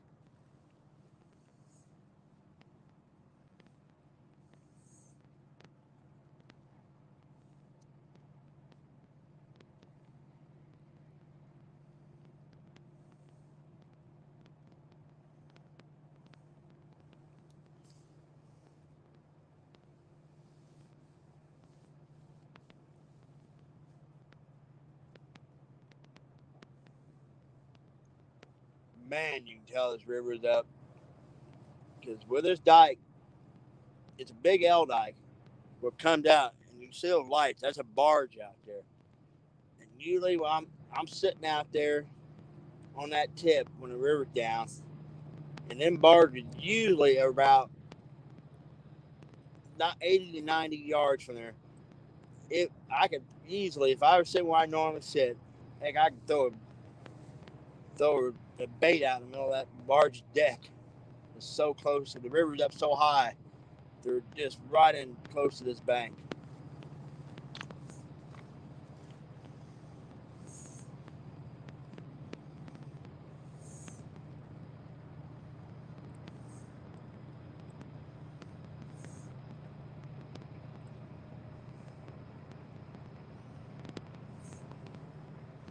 Oh, let's see here. I was informed that tonight we had Mississippi live stream, so you will be joining us at some point. Mr. Tim Scott.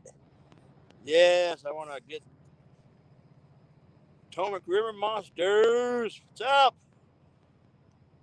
Yes, you guys will probably start seeing, which I know Mr. Scott, a.k.a. Epic Catfish, has been busy because he opened a new like a furniture business, so he's been like crazy busy with that.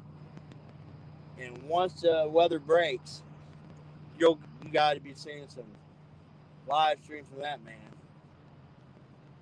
And he puts some insane fish in the boat. Him and Sean from Catfish Heroes. They're both a couple Iowa boys. Going on smoke is, well, it's been a tough one out here in the river. The highs at the river, I know I keep saying it over and over and over, but it's been a while since I've seen the river come up this fast.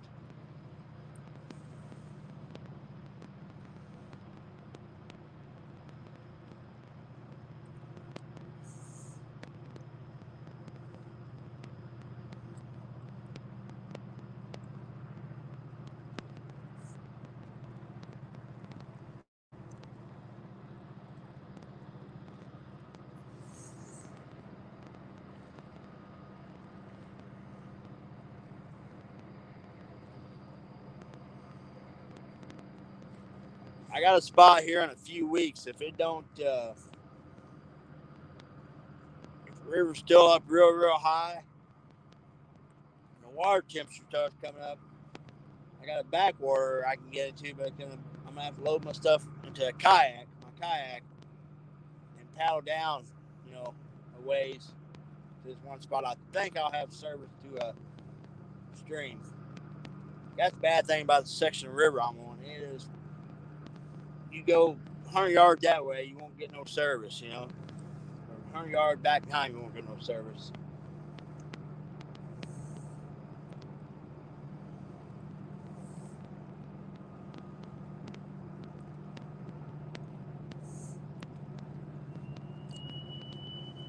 Dang, I got another barge coming. I got one going down river now, and I got another one coming up river. I'm covered up in barges, guys.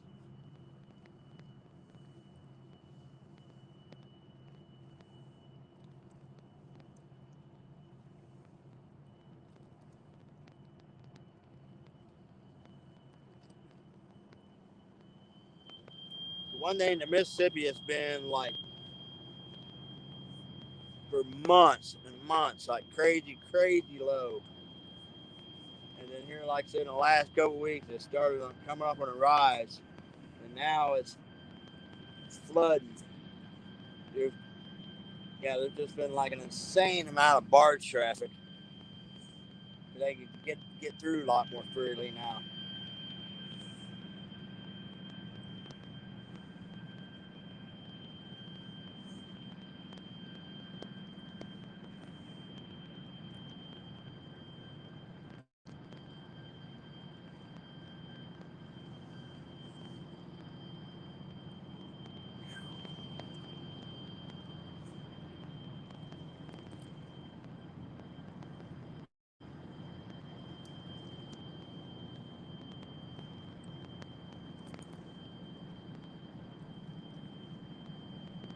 Yeah, all that noise you guys are hearing, that's in barge engine. Cause I have 1, 2, 3, 4. There's 4 barges in this little stretch of river I'm on right now.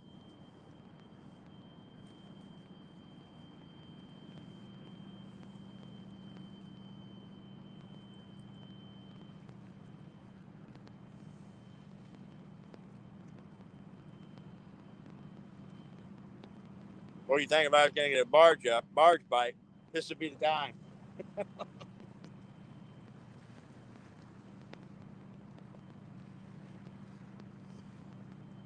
Squirrel coming here.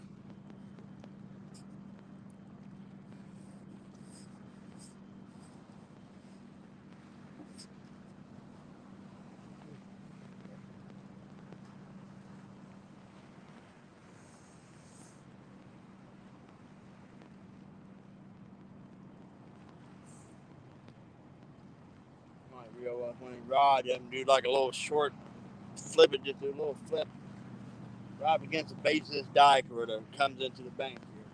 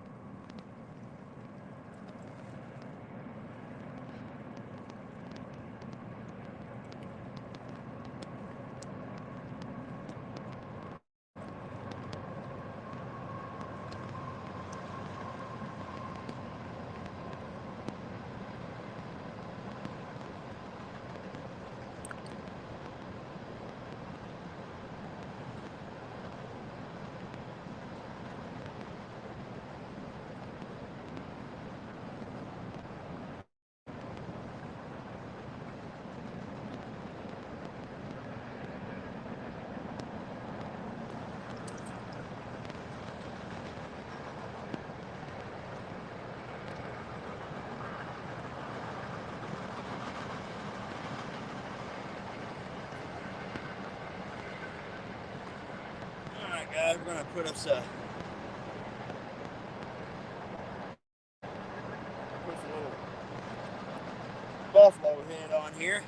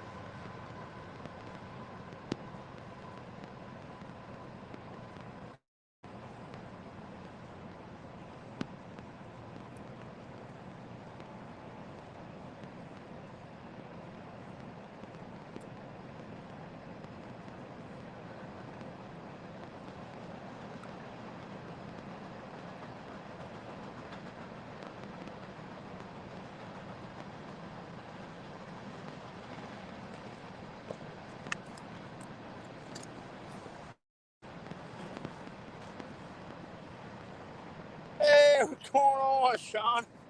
Man, I am trying. Man, the river is. Woo. Sean, you gotta see how fast this thing's rising. It's probably come up.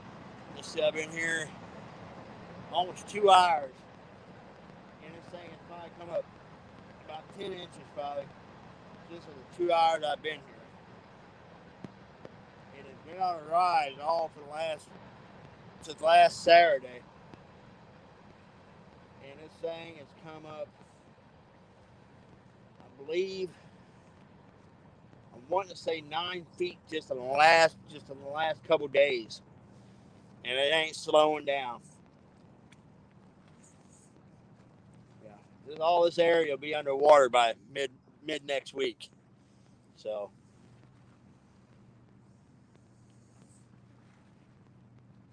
I may be focusing my efforts after tonight in the creeks and stuff coming into the river, trying to fish some tributaries, spots coming into the river.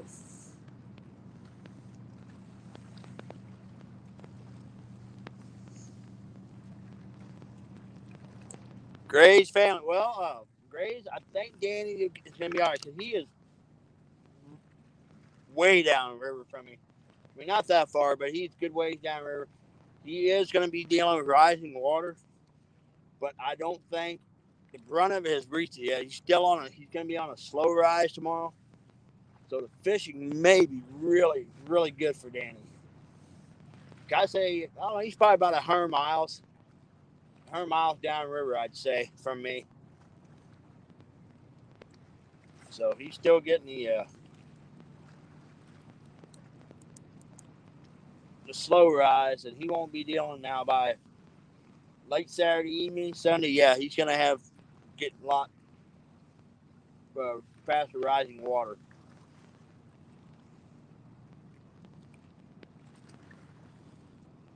Yes, Danny, you do. And I'll be honest, I had checked the Ohio to see what it was doing. But I know the Missouri River, she is cranking right now. You can see the dikes in the Missouri River 3 days ago. And today, that thing was bank full. So all this water is dumping in here. But like I said earlier, y'all, welcome to spring.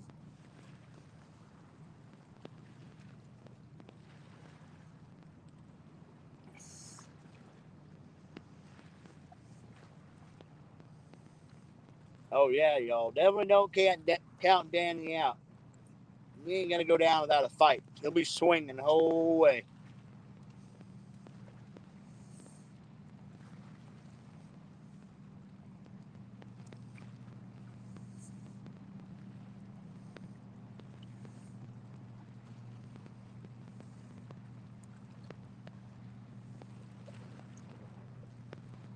Well, one thing I will say, folks, the wind has died down. I am happy about that. When I first got out here, it was ripping through here. I bought my heavier coat with me, thinking I'd need it, but right now it ain't too bad. I mean, I'm a little chilled, but not too bad.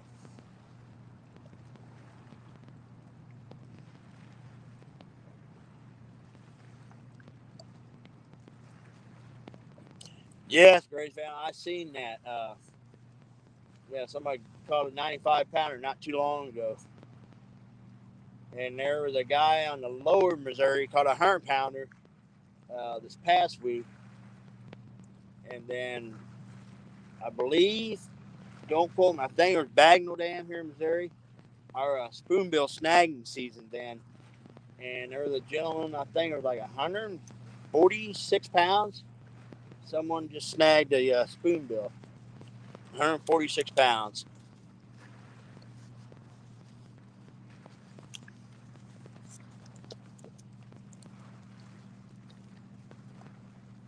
Yeah, Danny got a lot of that rain too, so he's gonna be walking in gumbo, the old sticky river mud. Quarter mile might not sound like a lot, but you add about 20 pounds of gumbo mud on each boot, your gear, you're flat wore out before you even start fishing.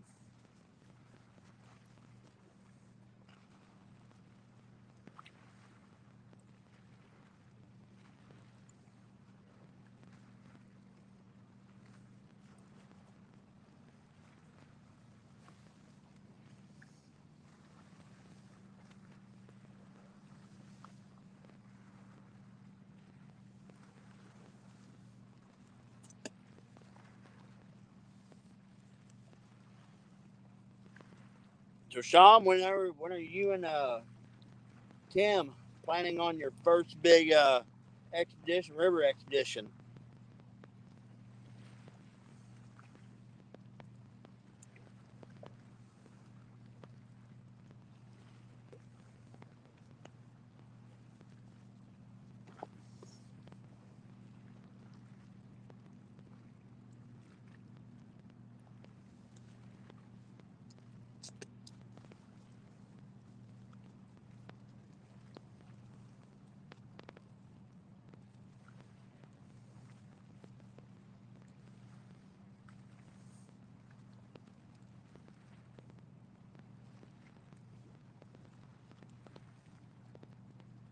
With the river being, I may try. There's a couple smaller rivers, the Kaskasky River and the Merrimack River. I may try doing some fishing those. They're up in, not too far from me. They don't get as affected as bad by this flooding as Mississippi. So I definitely got some options. I just got to find some spots where I can get service so I can live stream for y'all. If anything, I'll get on there and make some videos. Okuma reels for the gully walks today. Never used them before. I have never tried the Okuma reels either. I've heard some good things about them. I'm a big diehard Abu Garcia guy myself. But a friend of my best friend, he bought a pair of Cast Kings Rovers last year. And he seemed to really have good. They casted really well. And they handled some decent fish. Seemed like it was no problem. But he hadn't really put them for the ringer yet. So I'm kind of waiting to see how they do. And they're about half the cost of these dadgum Abus. Joey, how we doing?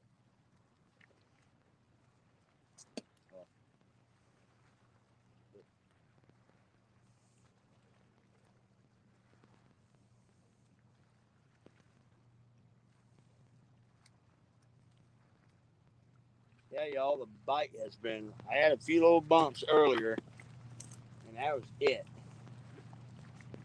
It's been really, really painfully slow. And like I said, I wasn't crazy optimistic when I got here with the water coming up the way it was, but man, you got to try. I mean, it's all you can do. You got to try.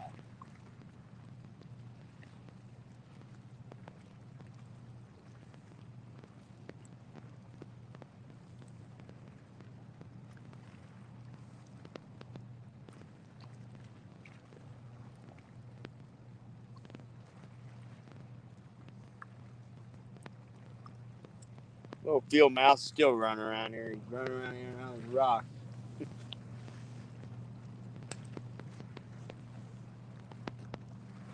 Poor little guy's gonna lose his house here in a couple days. He's gonna have to move, get out of this bottom ground.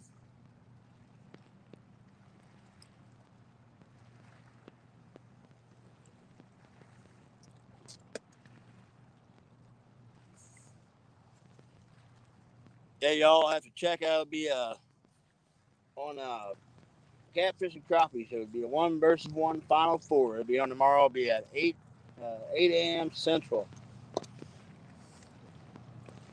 I used to drag off casting on my bait shop and repair it. The drag was not working. Oh. Well, that ain't worth a darn. Yeah, that's a pretty critical component, you know. Especially if you're going to tussle with these big cats.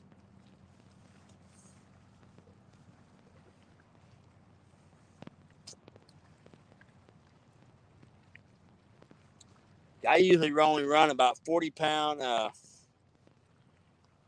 line on most of my Abus, just a simple fact so I can get more distance. So anytime you hook into a really good fish, you drag, it's absolutely critical.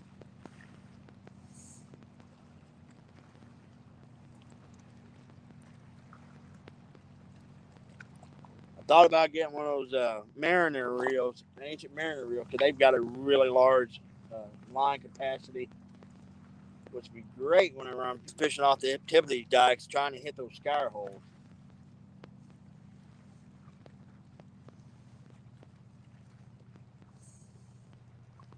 But not all these dikes are created equal. There's some dikes that'll look great, but you just can't catch nothing on. And you'll go to another dike looks identical on the surface, but it's everything what's under the water that counts, and it can be just absolutely fire.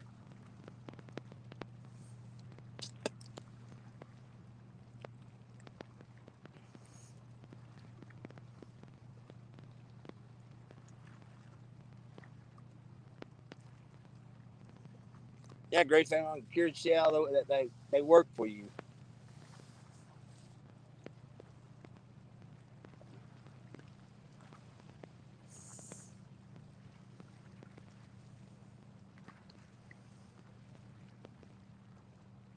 I may try and eventually trying a couple different brand of reel, but like I said, I'm a big fan of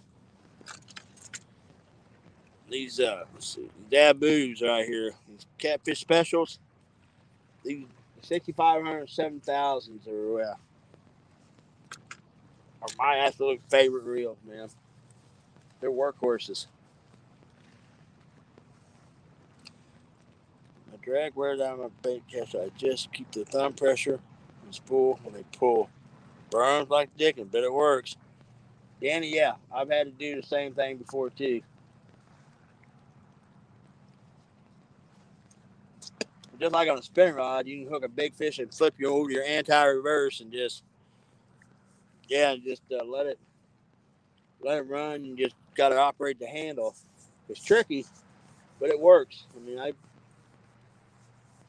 when I was younger, I used to use cheaper spinning reels. Man, the drag would never work half the time, and anytime I hooked a big fish, I'd put the anti-reverse on and just let them like run with it, and then they start turning. I bear down, they run on again. I let them just hit the spool. Hey, Tina, how we doing? Tina, it is rough. Like I was explaining to these good folks here a little bit ago, I am fishing in extremely fast rising water conditions. So the bite has been really non-existent tonight, except for a few little bumps.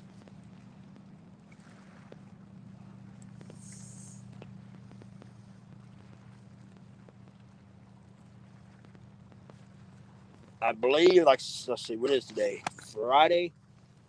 Right now, the chart is showing the river continue to come up until the middle of next week, and it's looking to come up at least another 7 to 8 feet in the next day or so.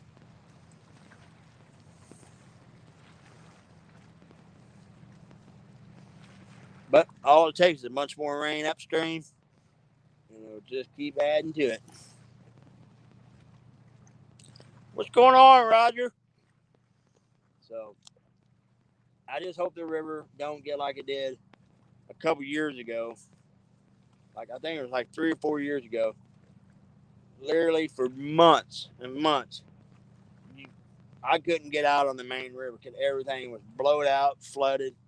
I mean, it stayed that way the entire fall, summer, spring, winter. I mean, it just stayed up. And then the following year, then it dropped back down, like record lows actually.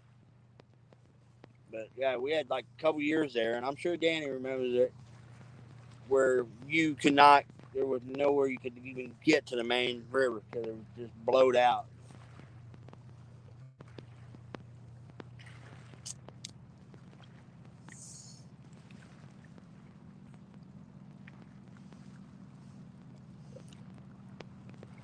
Danny, we all could use some of our muskrat luck.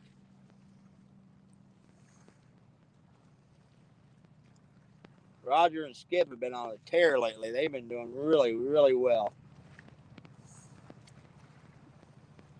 Oh, Uncle Lou's down. I got that carp head on it. It just got bumped. We're good size bait though. We're just gonna kick back and we'll let that bait do its work, and hopefully that fish takes that rod down.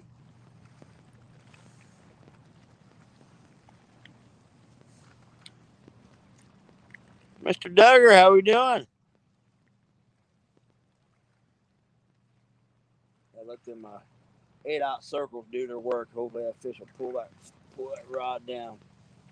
Got a carp head, pretty good sized carp head on that rod. So.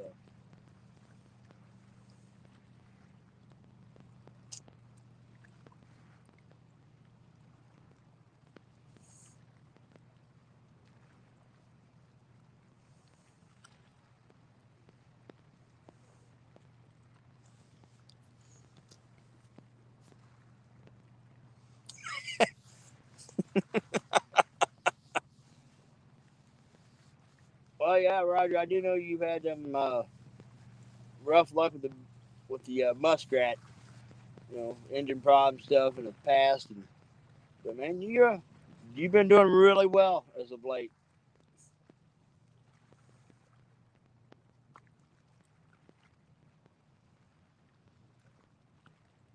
Yeah, like I said, I'm hoping this river will stabilize out in the next couple of weeks after this.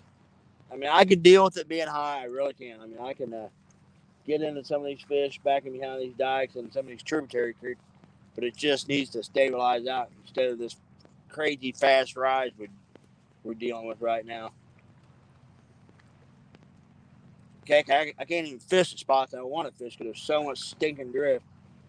I started out trying to fish it, and I mean, rod were literally getting almost ripped out of the rocks because all the drift was catching on the line.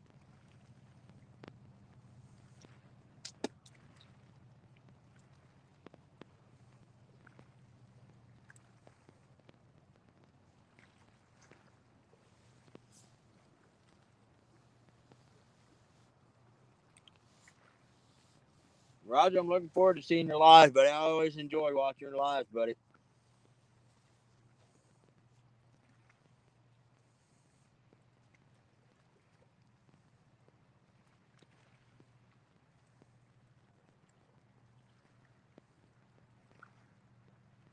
Come on, take it. We just kind of bummed. There might be a little dink chewing on that thing. What's going on, Freddie? Freddie, good luck tomorrow, buddy.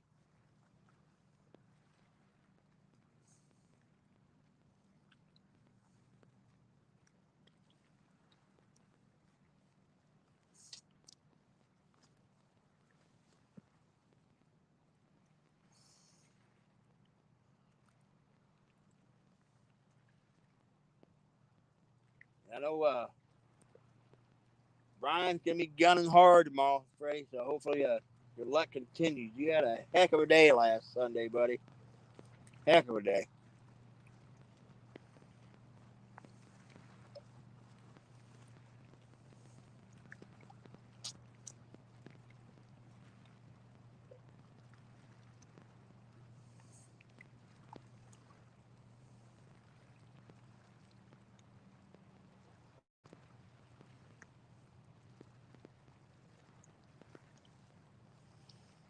With this high water, it might be a good time for me to start getting a bait tank together for this coming summer.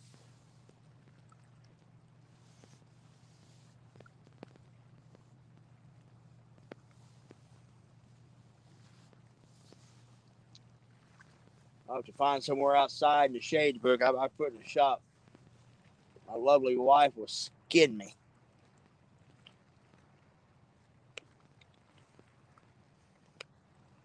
I can't complain though. She is very supportive of my fishing addiction.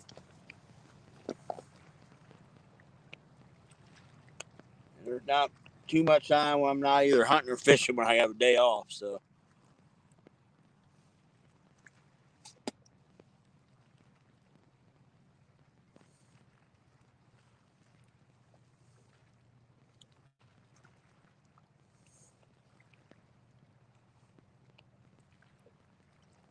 usually as soon as bow season and everything goes out, I'm right back on the water. So she, like I said, she's very supportive of everything I do. So I cannot. She's helped me out so much with the channel and stuff, and my daughters, my nephew, and everybody.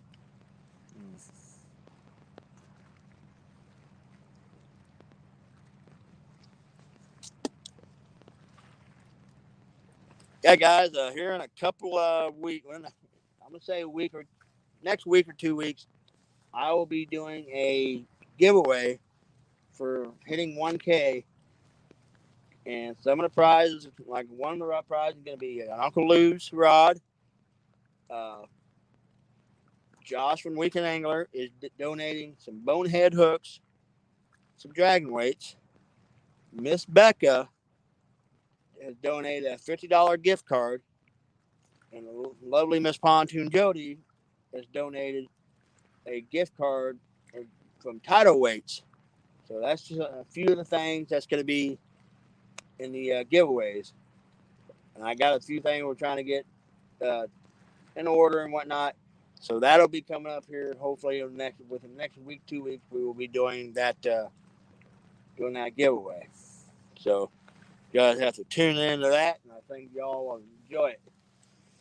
Philip Williams, and I got to give a big thanks to Danny. Whenever I was trying to get my watch hours, he got a hold of me. We did a live together, and man, we racked up some. We racked the watch hours up and got it where we needed to be. While we're on that subject, y'all check out Creole Catfishing. He's got his 1,000 subs, but he has not hit that his watch hours yet. He's getting close, so we need to y'all check him out. Just like Chad Fieldwater, he got kind of hosed.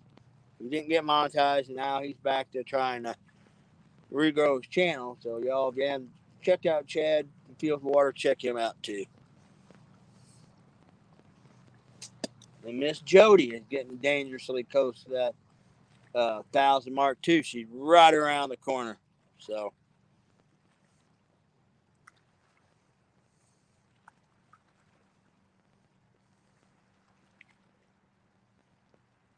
All right, I'm gonna reel that inside. I tried something real quick. I'm gonna throw that thing back out on that ledge.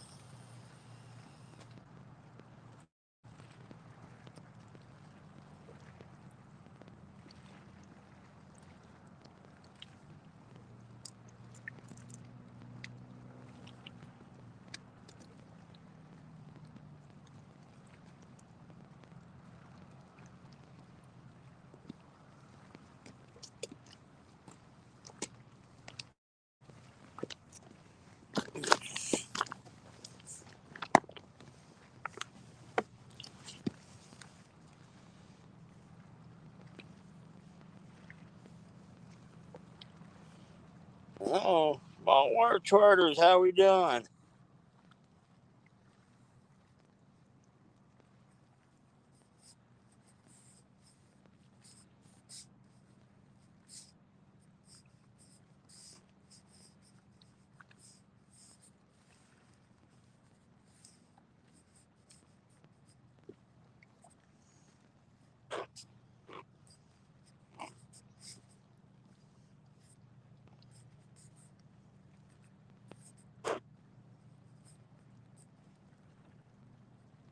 Sounds like a lot of excuses. Wow, easy, Aaron, right? Yeah,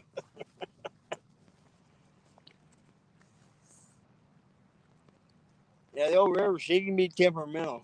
But gosh darn, she can be good to you too, though. Sometimes, like Danny said, you gotta love on her a little bit, and she'll yeah. Best fish of the year is coming up yet. But I'm thinking the next live I do, I may hit a local lake and try to get after some shallow water channel cat. And because the channel cat bite will be starting to heat up here a little bit. And one lake I do fish has got some dandies in it. So,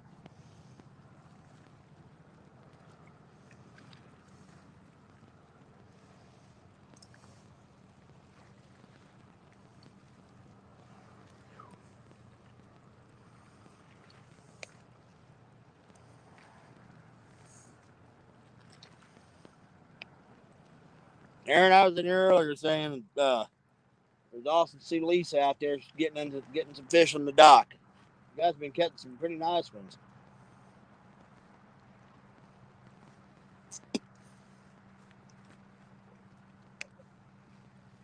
Gets a little later in summer. You guys do one of them all night tournaments again. And I'll definitely be I'll be up for it.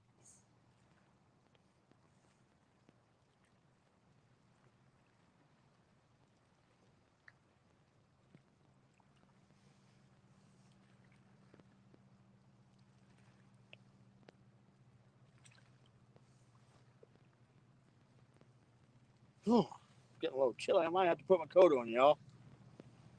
I've got a hoodie on and long sleeve, but it's the daggum temperature's dropping pretty good. Matter of fact, I'm gonna grab my coat, guys. I'm getting a little chilled.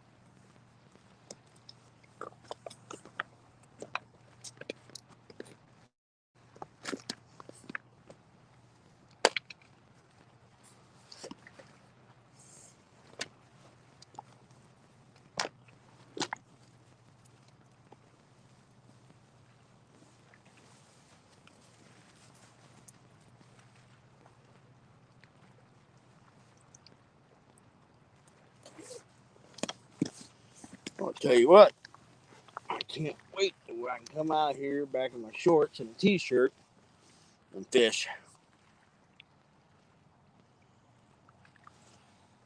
What we got here? From church next week. Basketball water chart. I'm wanting to get on some crappie here. I was gonna get on it, man. We had all the freaking torrential downpour the last few days, so I wasn't able to get up. So I may tomorrow evening try to get after some crappie.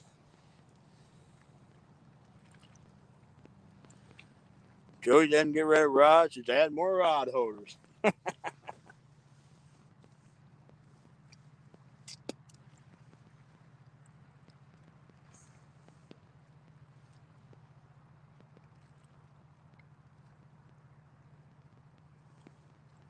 Yeah, I hadn't been after crappie. I think, oh my gosh, I think it's a few weeks back I went and I did pretty good. But yeah, I'm gonna switch gears here for a few days, and I think I'm gonna try to stock the freezer up some crappie. We're not too far out of our crappie spawn here. In the next few weeks, there'll be a spawning once the temperature. It's supposed to get up to 60s and 70s back here next week, back to warmer temperature. And I'd say by the end of next week, it's going to be absolute fire on the crappie bite. Spawn's about over. That's right. You're down Florida, so yeah, you're waiting. We're just now coming into spring here, and our water temperature is still in the mid to low 40s yet. But they have been catching a few of them. They're just starting to get a little tinted gray on their cheeks, getting that spawning color. But I'd say here in the next couple weeks, 2-3 weeks, like our prime crappie time here is usually getting in about mid-April to early May. Usually the crappie bite is just absolute fire around here.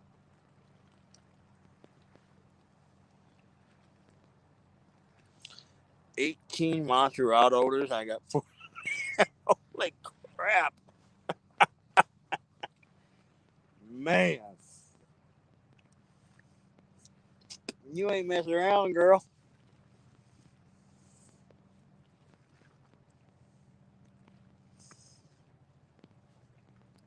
Us lowly bank fishermen here in the river, we just try to find a hole in the rocks and stick a rod in.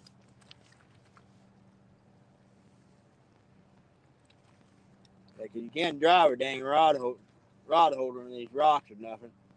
But something I do is I take about a 3 to 4 foot long 2x4, and I'll take a 2.5 inch paddle bit, and I'll drill holes in it, and I'll bring it out here in these dikes, and I'll stack rocks around it to hold it good and tight, and that's what I'll put my rods in when I'm fishing. February's prime crappie spawn here, about the middle of it, and they're on the move. Yeah, like I said, it's just starting to get fired up here. It'll be like another, I'd say by the end of next week, if the temperatures do what they're supposed to do, because like right now it's probably dropped in the 40s here right now. Overnight it's supposed to be 40 tomorrow, maybe might hit 50, and I believe it's gonna be the same thing Sunday, but then the week it's supposed to jump up to 60 to 70. And our smaller reservoirs and ponds, it'll warm up pretty quick. I'd say by the end of next weekend, the bite's gonna be, it'll be on like Donkey Kong.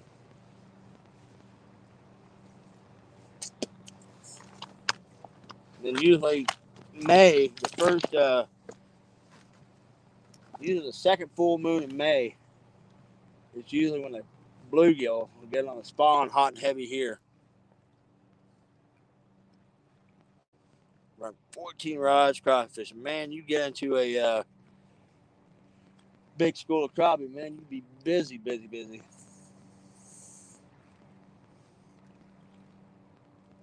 We see a lot of guys spider rigging on some of the bigger, like our Kincaid Lake over in Illinois. You see a lot of guys spider rigging on that lake and a few other places. I used to fish Kentucky like quite a bit. You'll see a lot of guys. I don't have a boat.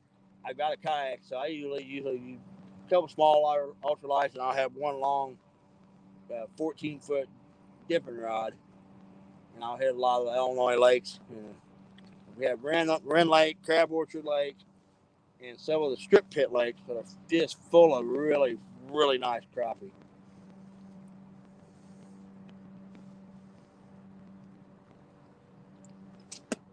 Yeah, the Kincaid Lake, you can catch them pretty regular. 14, 15-inch crappie out of that lake, pretty regular. Set up on that travel path and set a wall. That's definitely a solid plan, because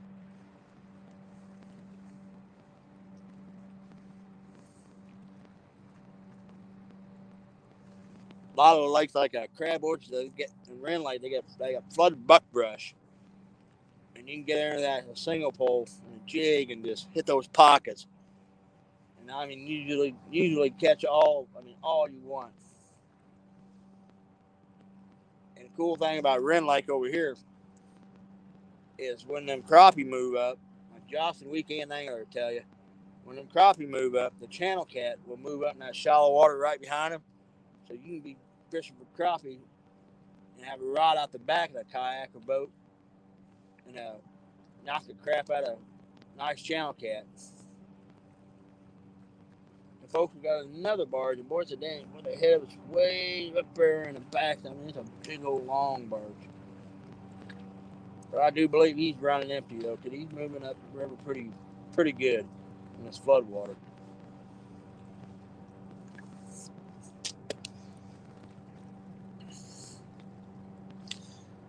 Yes, I have seen some guys spider rigging for him. Boy, a big catfish or a hybrid striper or something get on one, and it just makes a god awful mess out of them rods. And the only good thing about this floodwater too, though, we fish a lot of bar pits over here, which is or oxbows. When the river floods, it'll flow off into them, and then when the river come back down, there will just be tons of freaking black crappie in there, and some of them are just absolute monsters, and it can make some really, really good crop fish. But the only bad thing when you fish some oxbows, bar pits, they're full of gar and bowfin or grinnell we call. So you got to fight them things off while you're crappie fishing.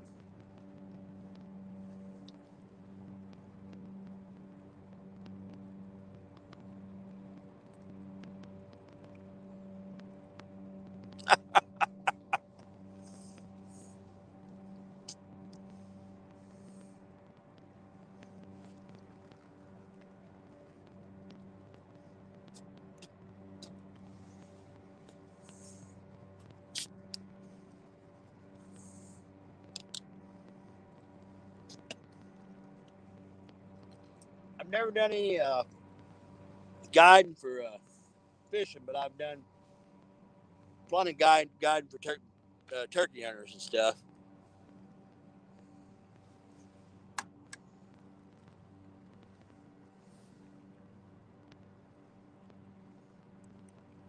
Oh, definitely small. Yeah, you got to keep the clients entertained.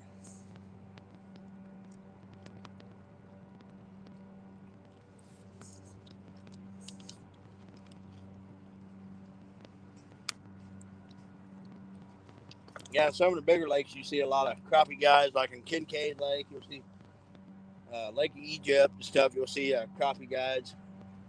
And on the river, you have show me catters, and then there's 2 or 3 catfish services. I guess. I mean, I've never used them, but I know some folks that have some of the catfish guides out here in the river, and some of them old boys are pretty daggum good.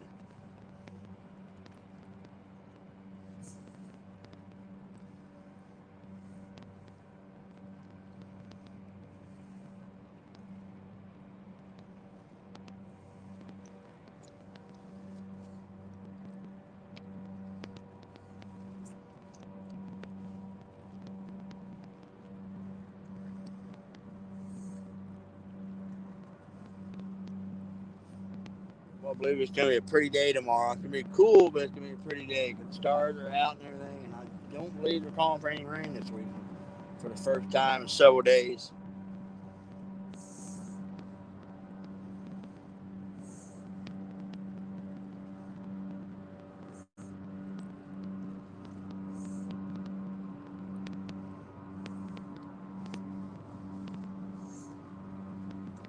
Oh, oh, oh.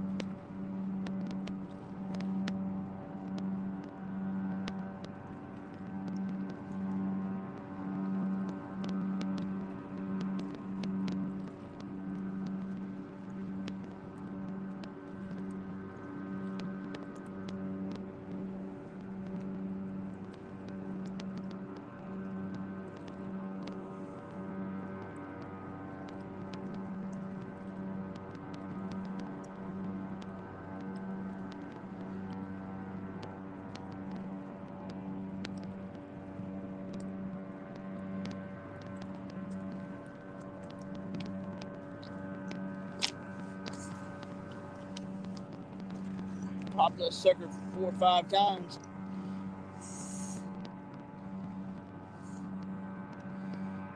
Yep.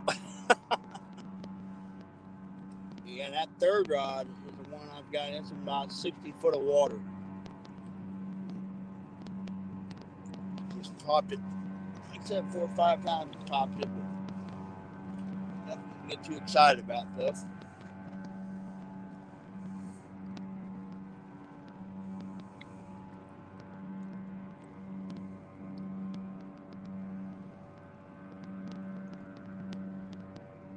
A little bit of slack in it. I tightened it up. Maybe he'll decide to slam it.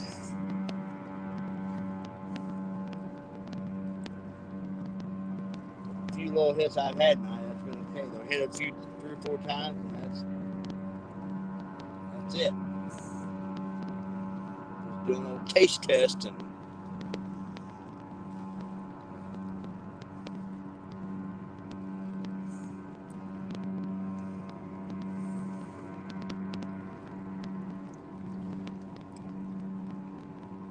Reposition that, not the third rod, I'll give it the second rod. I may reposition it back in some deep water. I'm going to cut a piece of fresh Asian carp. freshen that bait up.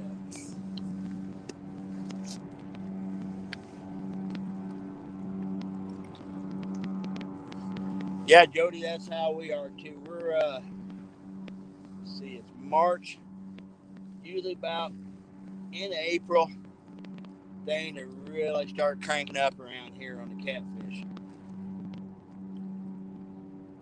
Now, early April, you can get into some really, really good channel catfishing in a lot of our reservoirs around here. But none of our records, we have one reservoir that's got blue cats in it, balling. But all the other places around, it's all just channel cat or flatheads. And usually getting in 1st April, yeah, you can get to a really good channel cat bite. But the river, usually about in April, it really starts cranking up. And 1st of May, flatheads usually start getting on a pretty consistent flathead bite.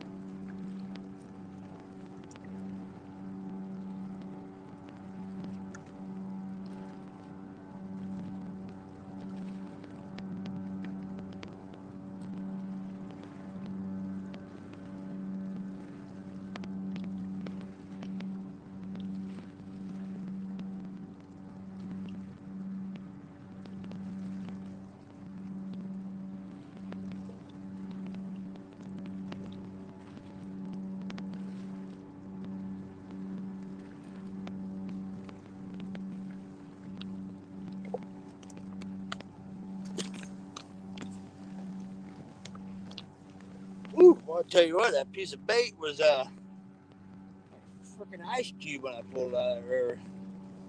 The water temperature might be a little cooler than I thought. Hey, Hammer Down Outdoors, how we doing?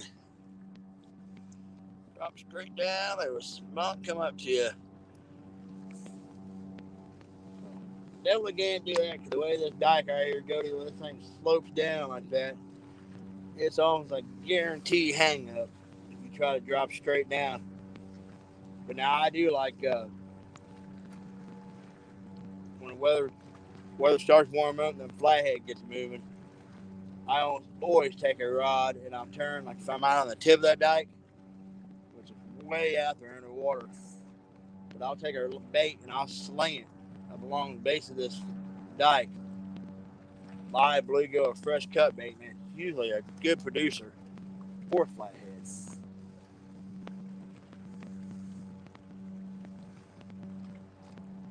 But this is not one of my better flathead spots right here.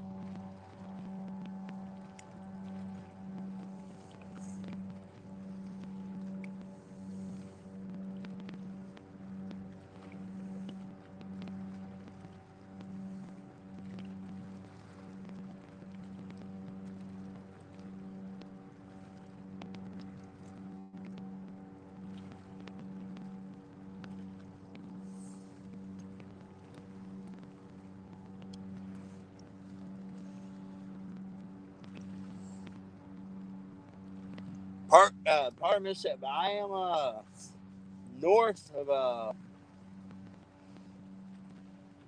I'm sorry, south of St. John, Missouri. Is where I'm at on the river. It's well, southeast Missouri would be the easiest way to put it. Spot I'm kind of middle, like no man's land. Takes me a pretty good little walk to get in here.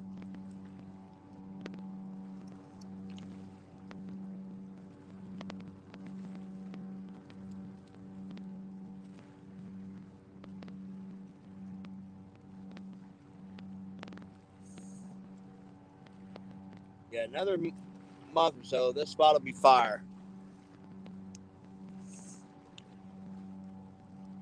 But with the river being coming up the way, I'm definitely going to have to start looking for some tributary creeks and stuff I can get back up in once the river gets flooded up. Like I said, a few more days in the area where I'm sitting, it's going to be completely underwater. So I'm going to have to look for some, a few tributary creeks and stuff to get in there and get after them.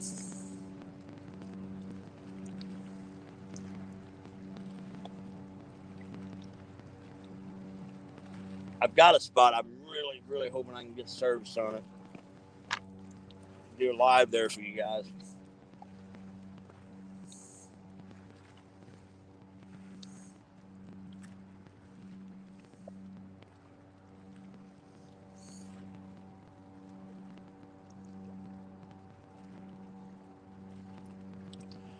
Hand me down outdoors. It was crazy windy when it was daylight. I mean, the wind was ripping through here.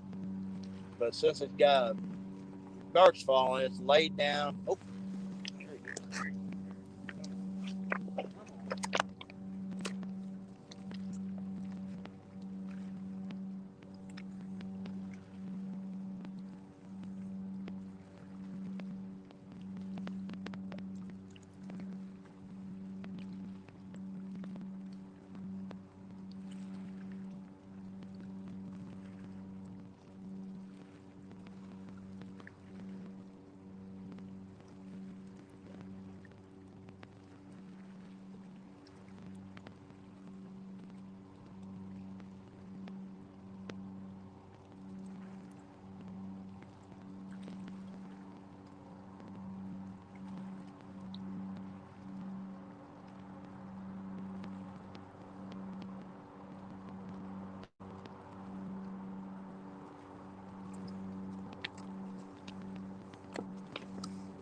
Or he gets after it for a little bit and just drops it.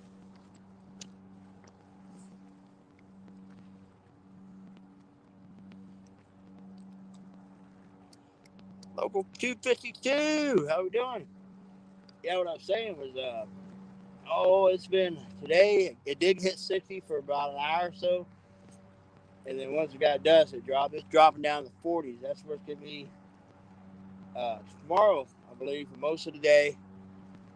And earlier part of this week, we were hitting. Oh, there he goes. There's again. Uh,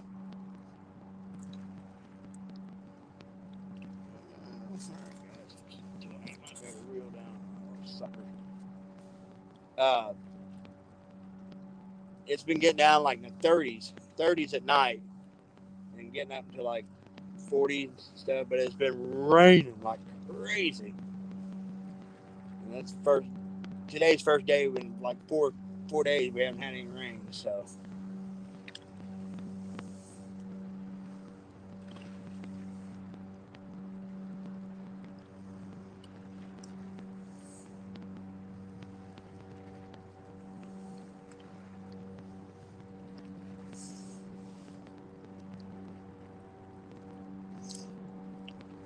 Yeah, it does suck him down to a butt. Sometimes in winter, I mean, you can get into some phenomenal blue cat fishing in the winter if you can find them holes where they hold up.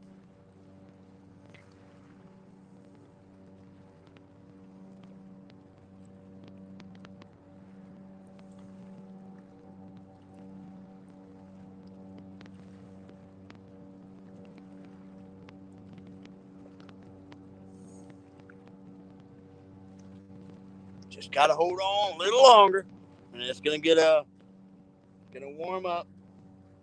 Light's gonna start getting crazy. A few more weeks.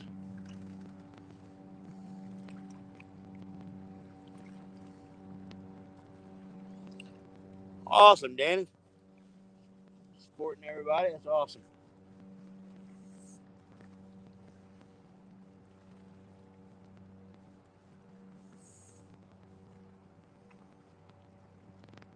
Yeah, I always like checking out the new channel stuff. You never know. I mean, some of them, some of the smaller channels coming up, some of the content and things are kick ass.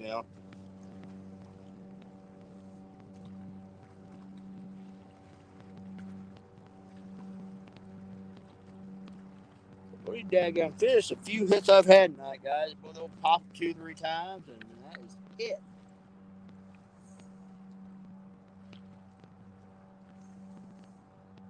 And I'm running all 8 and 10-aught circles. I am really leery about dropping down to the smaller hook. Danny Stone can attest to that fact.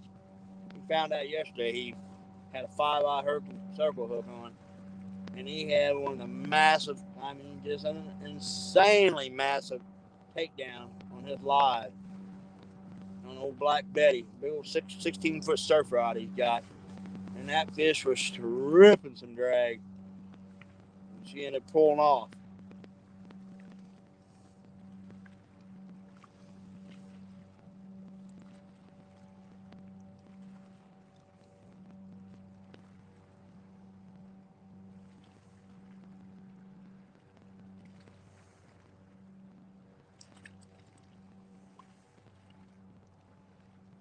Come back and hit it again. Double that rod over, I dare you.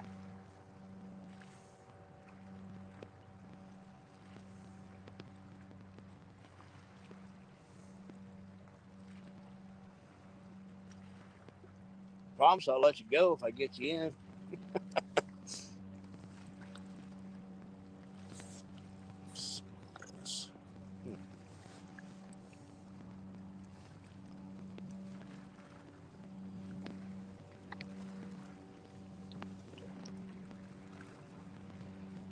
Well, Danny, I know you'll be well prepared tomorrow. Hopefully that big old bruiser decides to come back in there. Yeah, 252. That's one of the things, boy, about them circle hooks. You really guys gotta really watch how he hooks that bait, man. You don't want to hook it too deep, because yeah, I've had some massive takedowns before and reeled in, and yeah, that dang hook would just roll right. That's the only thing. That's one of the downfalls about using circle hooks, because sometimes, like you get in a current, that bait gets like fluttering around, come back near that barb, and boy, it'll sure turn into that stuff. And you always got to watch, make sure when you're hooking a piece of bait fish, you don't keep a scale or anything on the hook. That'll sure cost you. And snelling your circle hooks, that is a game changer. If you snell them, it allows that the hook to properly do its job.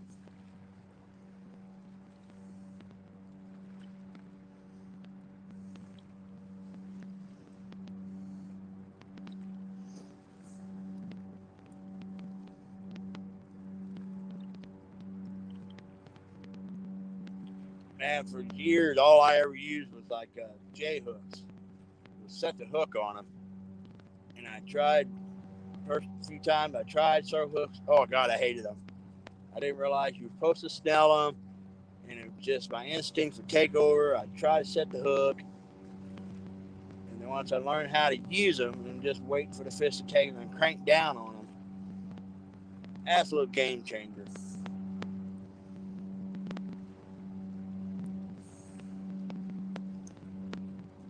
Especially when these fish are like really aggressive. When they slam rod, a lot of times they end up hooking themselves.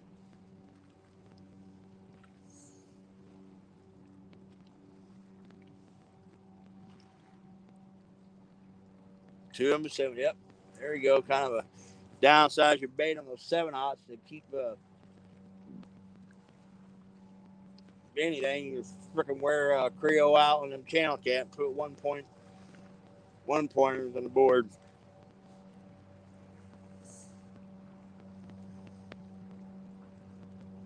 I got a feeling it'll be good for you tomorrow, Danny, because hopefully them fish will move up into that tributary you've been fishing off the river. They'll come up there, getting out of that main swift water coming up. Oh. Second rod's getting messed with. Hopefully them fish will come up in that tributary out of that fast water, following that bait up in there. Hopefully you have a fire bite tomorrow.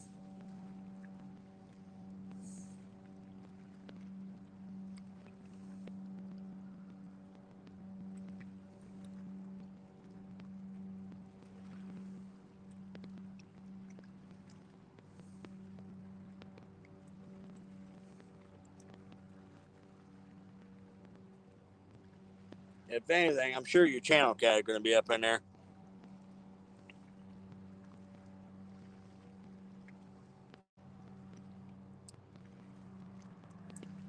Oh, 250, you're after right. I still catch myself every once in a while, especially if I'm sitting right on top of my rods, and boy, that rod will get slammed. I'll catch myself wanting to set the hook. So sometimes, honestly, I think it's better to sit away from your rods, because on that takedown, you're not wanting to snatch that rod up right away.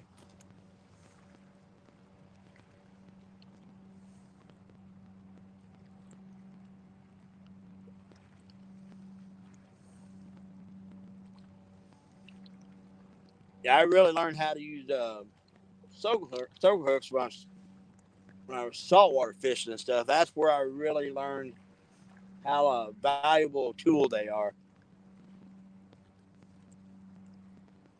Then once I got back, home from fish saltwater, I started applying it to my freshwater fishing, for catfish and stuff. And it's a definite game changer.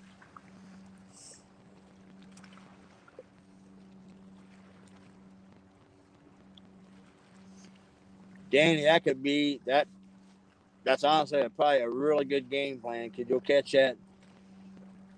Like I said, maybe those fish coming in and out of that main river, if the river rising like that, coming up and into your tributary hole there.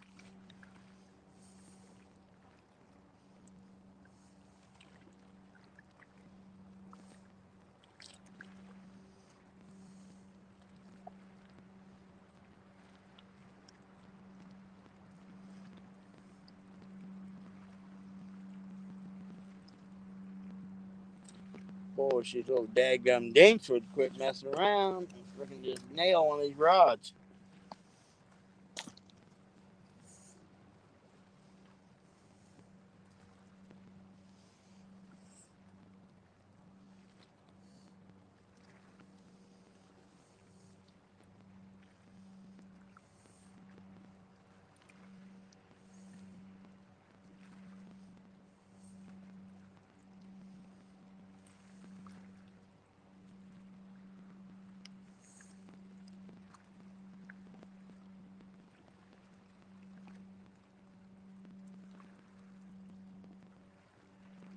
Yeah, that'd probably a good spot to start off in the morning, Dan. It'd be nice. It'd be cool.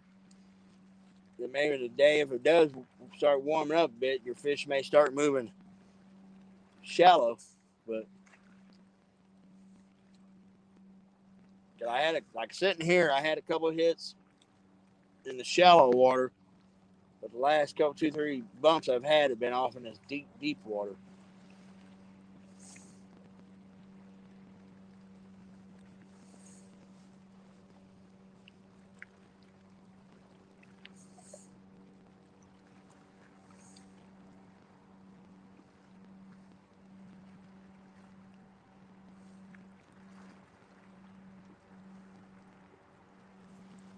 Let's see, we've been here right at 3 hours. Might give it another hour. We might call it, like I said, yeah, we might give it another hour or so, and we'll might call her quits. Might try to, if the weather cooperates, I might try to get out somewhere Sunday and fish possibly.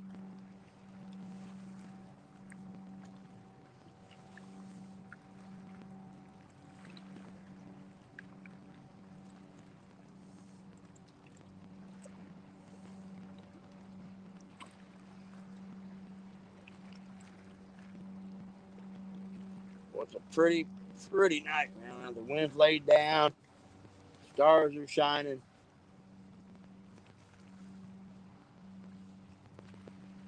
Well, I'll tell you what, y'all, my favorite times on this river at night during the summer when there's not a barge in sight, no train in the train track, and it's just dead quiet out here except for the crickets and the cicadas singing. Man, it's just, I love it.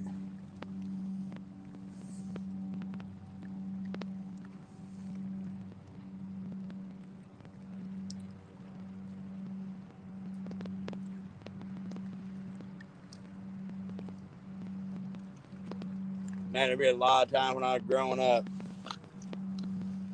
fishing out of these wing dikes. Me and my buddies, we'd come out here and we'd start getting tired. We'd lay down these rocks. We'd take a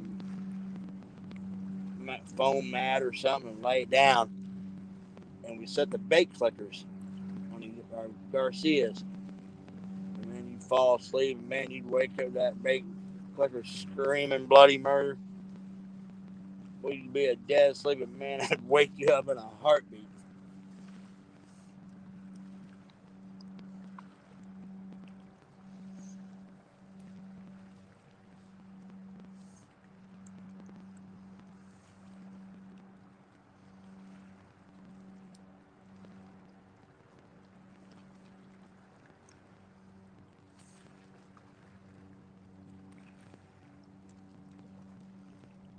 Don't use my bait clickers anymore, especially when I use these circle hooks. The only time I run my bait clickers is if I'm using like a really big live bait. A lot of times when I'm flathead fishing, I'll switch to a J hook, like a big river hook, big 10 or 12 out river hook, and run like a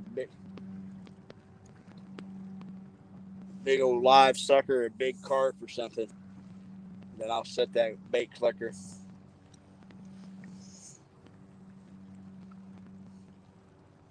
A lot of people know about the hole, but nobody goes there. It's too hard to get to, but we were going. That's usually how it is. Your best spots are the ones that are absolute bare. It's kind of like this spot I'm fishing tonight. Very, very rarely do I ever see anybody because it is such a pain to get to. You got to fight through a bunch of brush and mud to get here. And like I said, it's very, very rare I ever see anybody out here.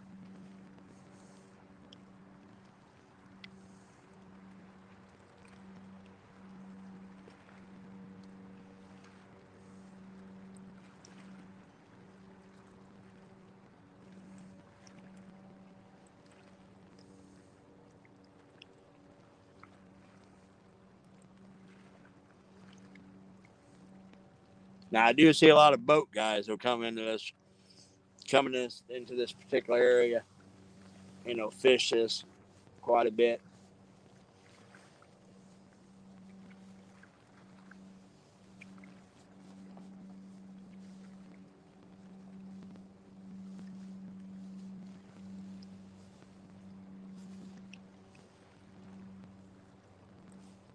you'll see those commercial fishermen coming behind these dikes too, trying to gill net them buffalo and carp for the markets. But unfortunately, they're not supposed to keep catfish, but they do. I've seen them time and time again pull nets up, and there'll be catfish in there, and and you'll see them chunking them in the bottom of the boat.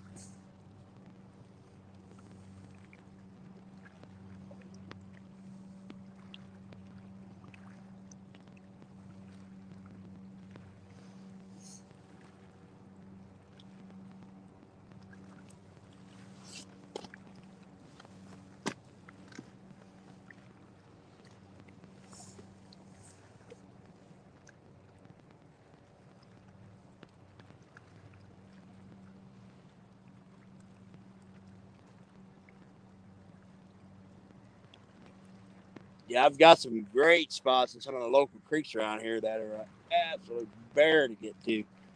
But it usually is well worth the hike. And you guys will see some more catfish videos coming from some of the local creeks around here this year. I'm gonna hit them up for some channel cat and flathead and stuff, and some of these real remote creeks. And some of these holes, the only way I can get to is by kayak.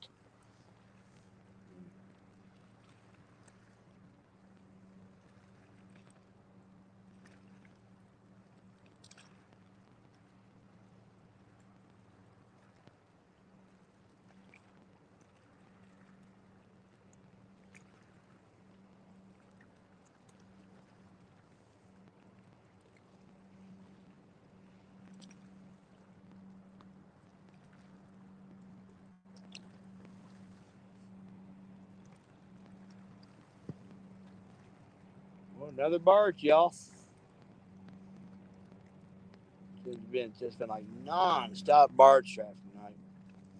It has been a really long time since I've seen this much barge traffic on the river.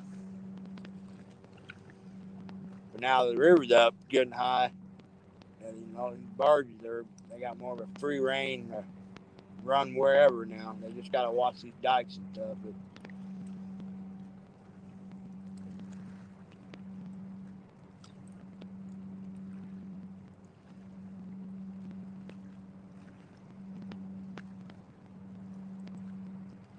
come on, we need a big takedown. We need a big takedown.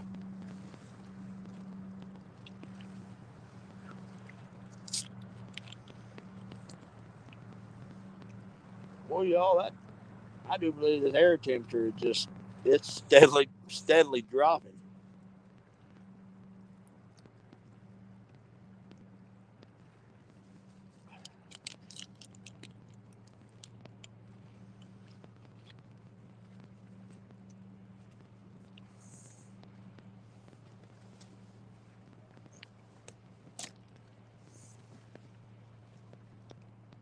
And that would definitely put your fishing in a funk, dramatic air temperature differences and stuff, even on these river fish.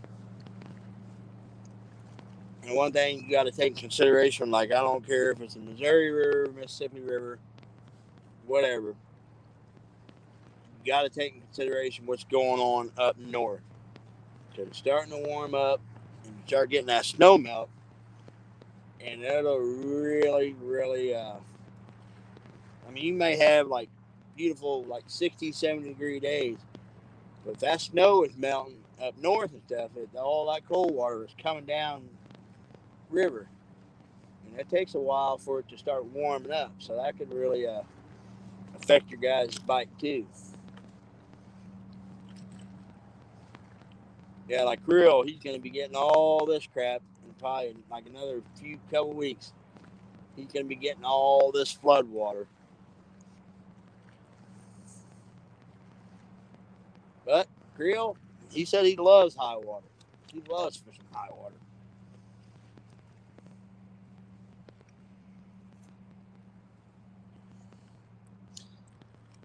And Danny is a lot like I am. I like the river when it is low.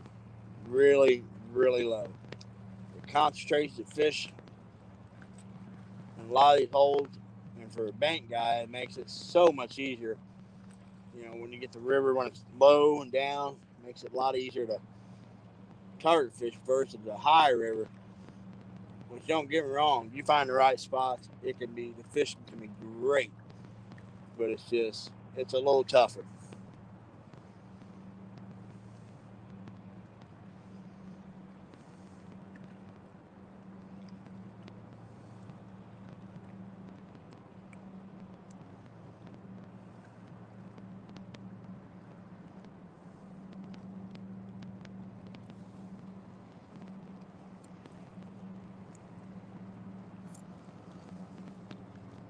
My toes are getting cold.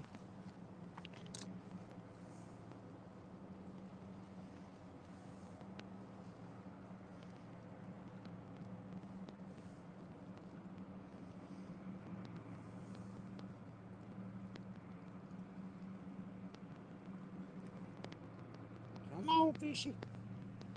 Come on.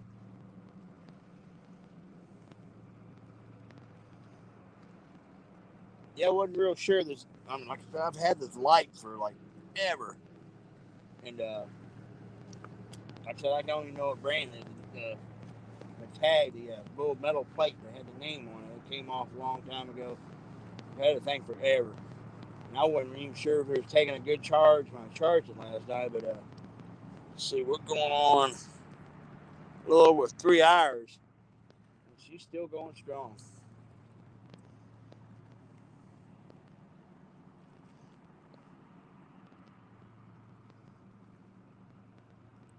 Oh dang! Creole got hit the floods from the tornado storm. This front yard is flooded. Kind of curious to see what Creole's game plan will be tomorrow if he fishes where he's been fishing. I know he's got 2 to 3 different rivers he fishes down there. Be kind of curious to see what he does.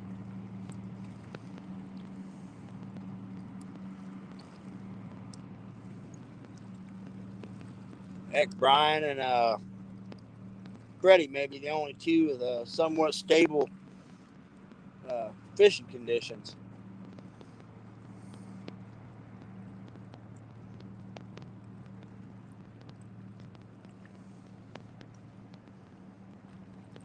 I know Has and them were fishing the other night and ate in the river doing their Potomac, and they were cleaning up. I haven't seen Brian like live for a few days, so but I almost guarantee he got out and probably did some pre. He probably got out and did some pre fishing. I bet.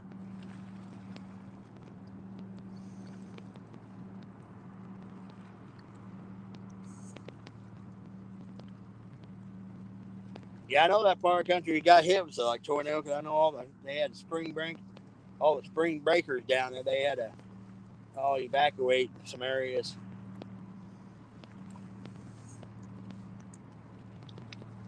Yeah, down in Florida and stuff, boys, just all the college kid down there gets insanely crowded down there. It could have been a bad deal.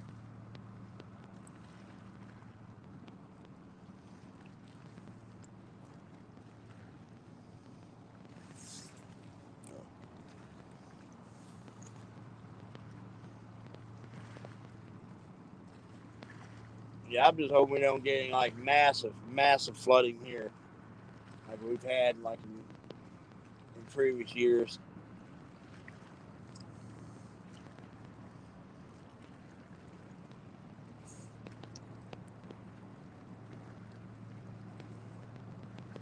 Yeah, that really sucked. I think it was just about like 3 years. I think it was like 3 or 4 years. We had 2 years in a row. The river stayed completely just blown out the entire spring and summer and fall, and you couldn't even think about getting to the on the main river.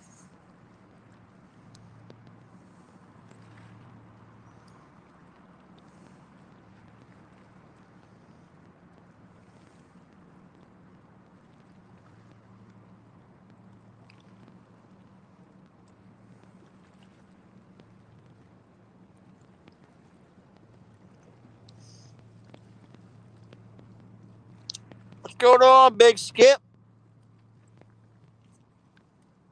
I will say the only good thing about like the flooding, like far as when the catfish spawns,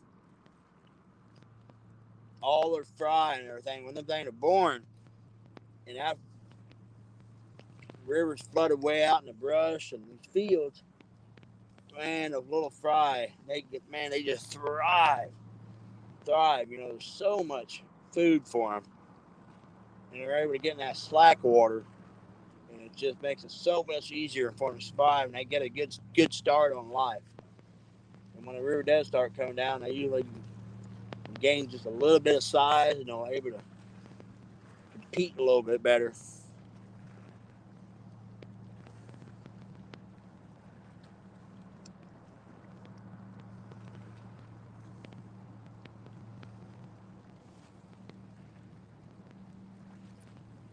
Yeah, a lot of times when the rivers flood, they drop back down.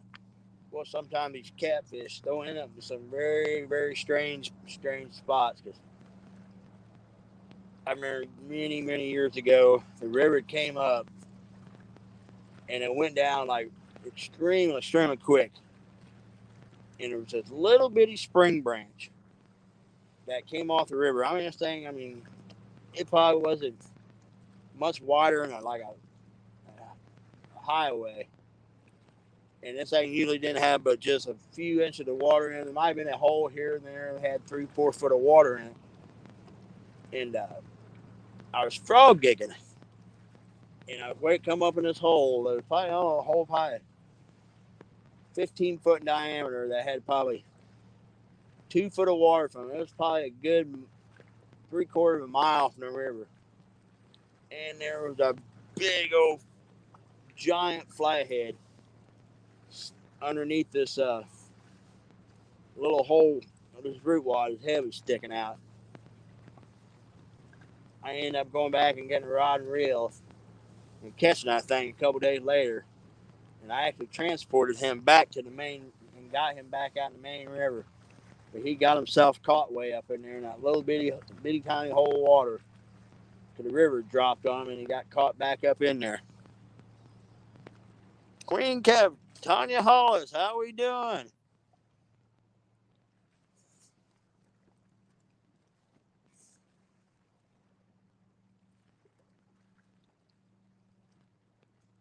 Well, I'm gonna tell you what, y'all. I did not dress. I did not dress warm enough to come out here. I didn't anticipate the temperature dropping this much.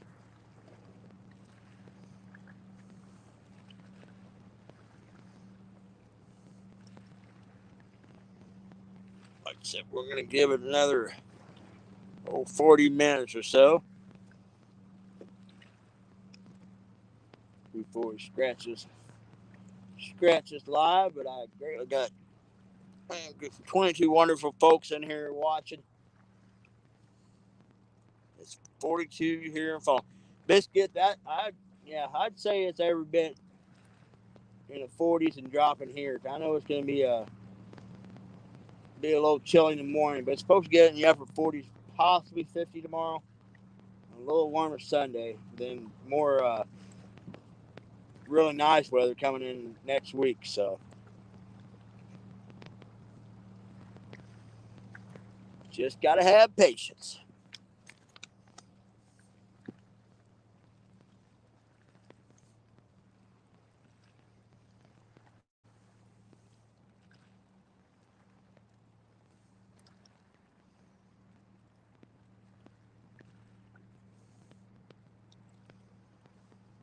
Well, that's a great thing. You watch all these lives of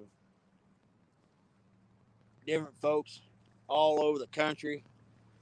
Catfish stuff. You'll see one guy doing live like me in a coat, and then you'll have somebody like Kevin from Palmetto Cats and a short sleeve and shorts fishing, or Creole out there and short sleeves fishing down in Louisiana.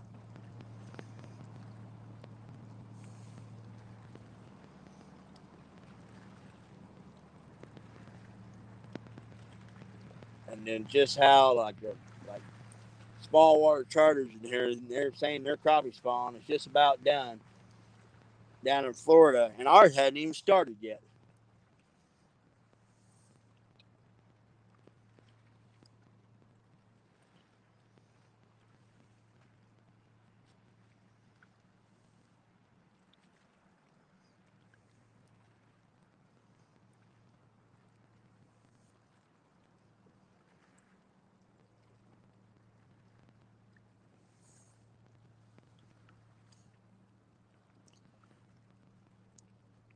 Brian, I am going to go probably another 40 minutes and shut her down. I've got out here about a little over 3 hours ago, and I'm out here on the river. I was actually trying to.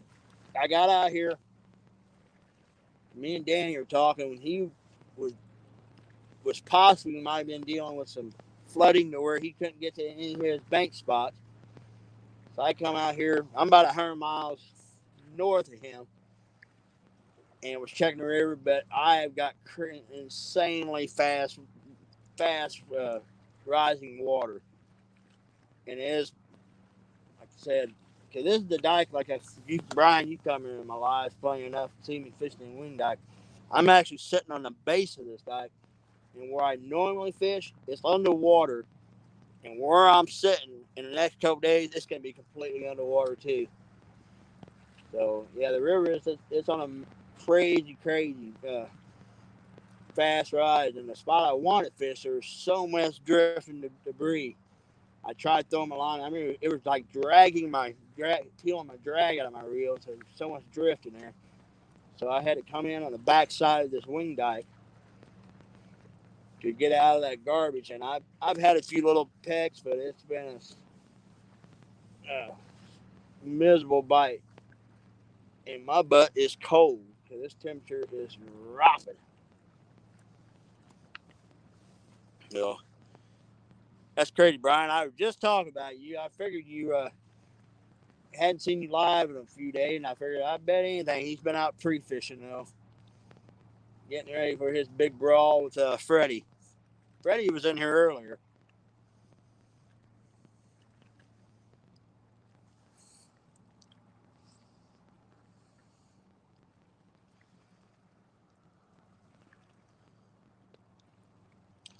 Creel is fishing a short sleeve and wader if he's fishing.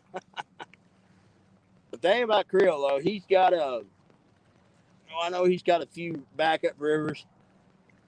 But Creel has said time and time again he likes it when the river is high. He likes that the river when it's high. So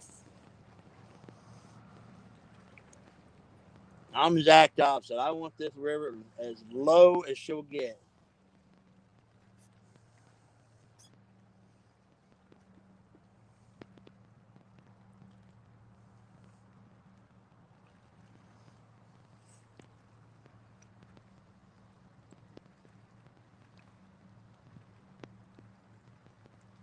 I'll be back in a second.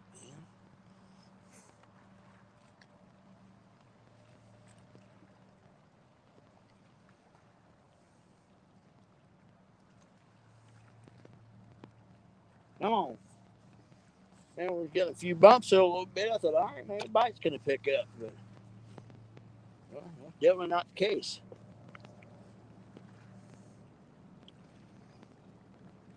But I will say it's nice getting out here relaxing after a long work week. Just getting here chilling. Definitely catching a few fish would definitely be nice. Might warm me up a bit. But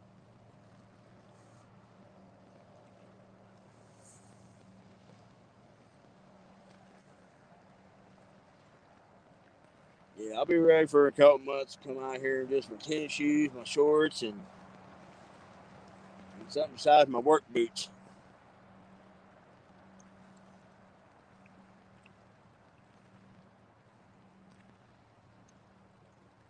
Well, I've got gear scattered all over this daggum dike. It's going to take me a little bit to get everything together when I do show down.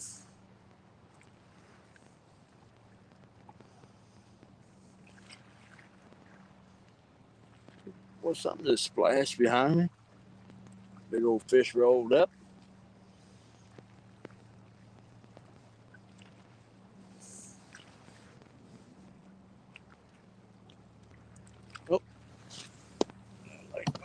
Let me grab my backup light.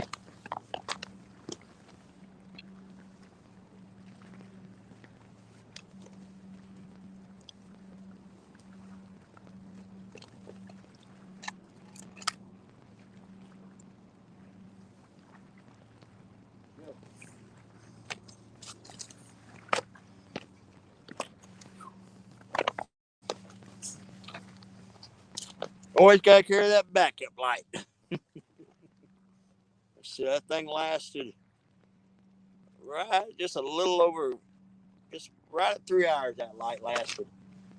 So, and this light's about the same situation, about 3 hours. So, I was saying earlier, I'm going to go to Wally World and get some of those hyper tough lights. They're only about $20 a piece, but they're really small and compact. I'm going to get 3 or 4 of them, and I can charge them up. I can stick them. They don't take up much room in a backpack. And I can just, when I'm doing these nighttime lives, I can, one go dead, just flip another one on and just keep on rolling.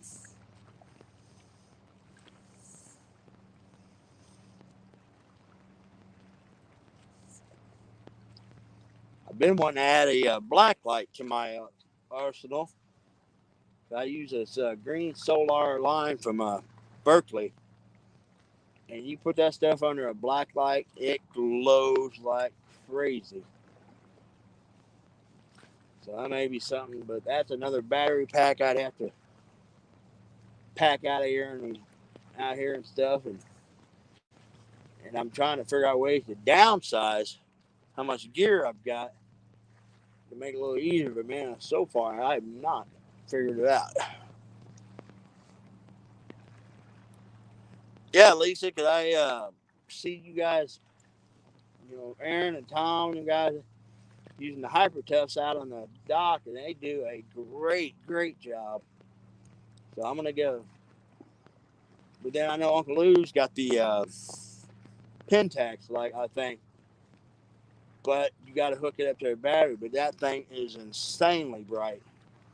I know like Has and them guys use them on their boats and the kayaks, and it does a heck of a job. And that's something I'm gonna do too this year. I'm gonna try to find. Oh, I got a couple smaller rivers around. I'm gonna try to find an area where I got service. I'm gonna try to do some nighttime lives on the kayak this year.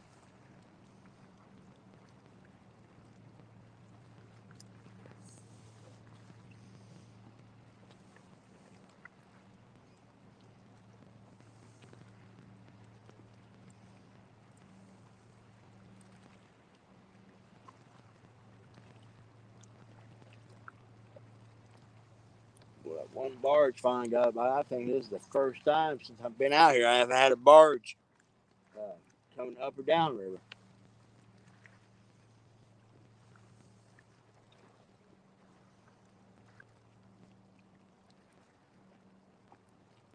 When that river's like normal stage, I like seeing that barge coming where it gets that water stirred up and get going with what us guys in the river like call barge bite.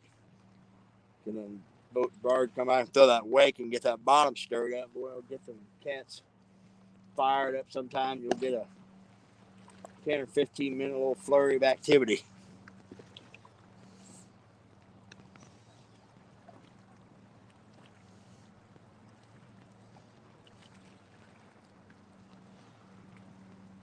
I got a new satellite for Black Betty from Epic. Can't wait to show them off. I'm anxious to see that. I like that. They're just a little bit bigger than a phone, but they last for hours. Yeah, that's exactly why I'm going to get them because, I'm trying to downsize some of the weight in my backpack.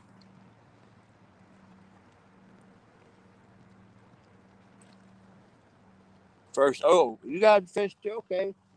Well, shoot, whenever I get off the river, it'll take me a little bit to get everything packed up and get out of here, but I'll have to dial you guys in. You guys, yeah, hanging down outdoors. Yeah, you'll be in a slow period, no heads. All of a sudden, a barge come by, and all of a sudden it'll kick them catfish up in a frenzy, and and you'll have rods going down everywhere sometimes for a little bit right after they go by.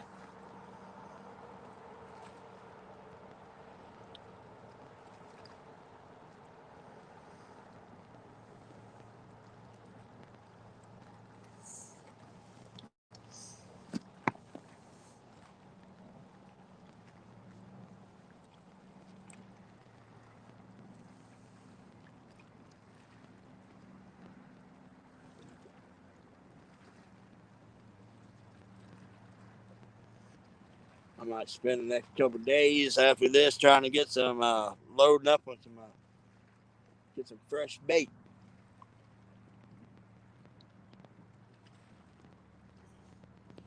Johnny Bone got cold. Yeah, it's pretty nippy here too.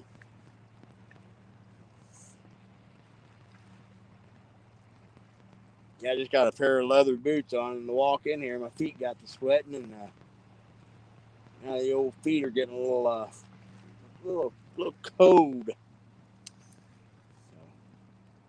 But,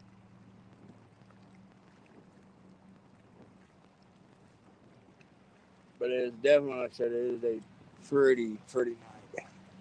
Got all kind of stars shining, stuff.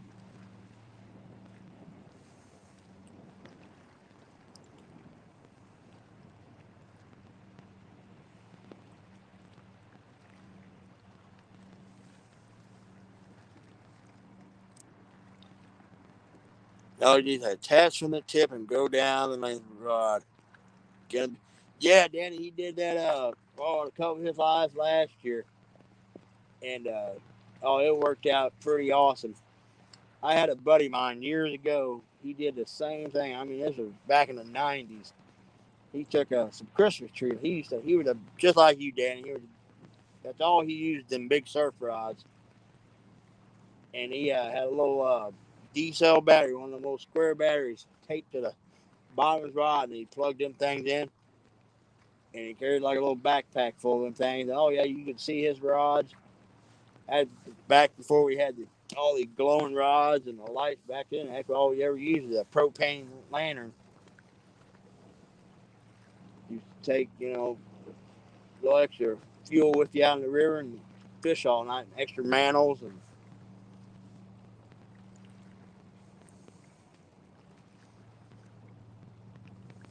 But gosh darn, them lanterns track bugs in the summertime. That's the only good thing I like about these shop lights being LED. I mean, they still track bugs, but not like a propane lantern does. Some propane lantern will draw them bugs in by the hundreds or thousands.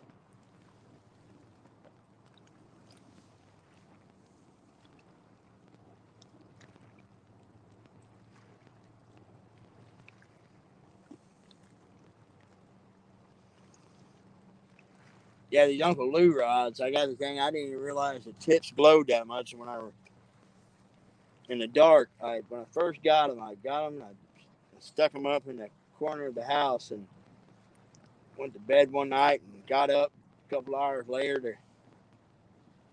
get a drink of water, and I was like, what the heck is glowing in the corner over there? And I walked over and realized it was the tips of my Uncle Lou's.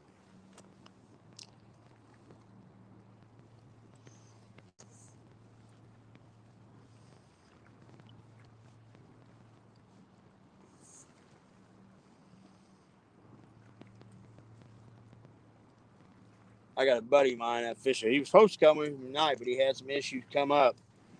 Uh, he takes some glow sticks, and he's got these little capsule things they'll fit in, and he'll hook them to the end of his rod tips, and they'll glow. And I got a buddy of mine. Oh, like the last video I put out that shark fishing video. He's got these little they're neon lights that hook to the line on the shark rods down in Florida. So you just sit there in the dark and man, them things. And when you do get a hit, you can just reach up and unclip them off your line. They're pretty neat.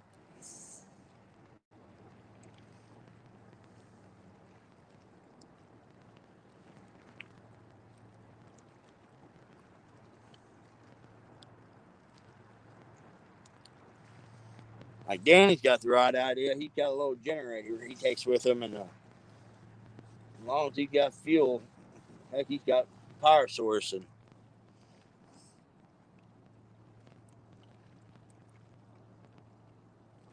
car there, and heck, coffee and a warm car, heck yeah. Man, I'm trying to think if I even got a spot where I can sit in the car and fish. I mean, I got one of the local lakes that we channel catfish in that I can sit in the car, but I don't think there ain't none of my river spots. There is a boat ramp, but you'd have to sit down in the boat ramp in the car and you'd block it. But yeah, I don't think anywhere in the river I can pull a vehicle up to.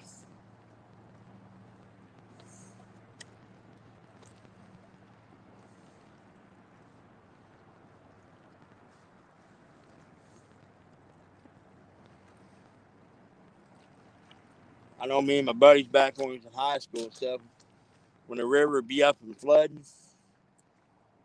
let's see, we would back the truck up right in the tailgate, right in the flood water, and we'd use the stake pockets of the truck bed, and we'd throw our baits out, and we'd just stick our rods in the stake pockets, sit in the back of the bed of the truck with lawn chairs. Hate to leave, brother, but you got early morning. Yeah, Danny, get some rest, because you got a long day ahead of you, brother. Good luck, Danny, and get her done. I'll be tuning in when I get up, buddy. Yeah, I'm not going to be live too much longer here anyway. I'm going to be shutting her down just a bit. Got another barge coming down the river. Yeah, the bite has definitely been non-existent except for a few little bumps here and there. So, yeah, we can give it like another 15, 20 minutes here, and then we're going to share down, y'all.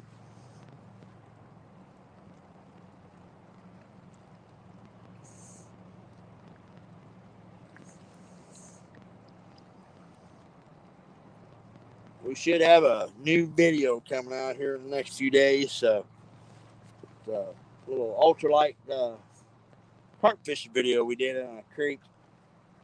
It's pretty, we had a fun day. We caught a bunch of big old giant common carp, some black carp, and some other stuff on the ultralights. It ought to be a pretty good little video.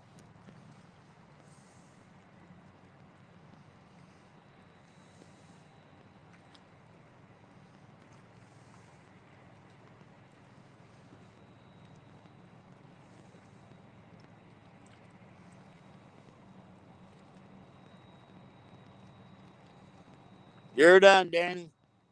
You're done in the morning, buddy.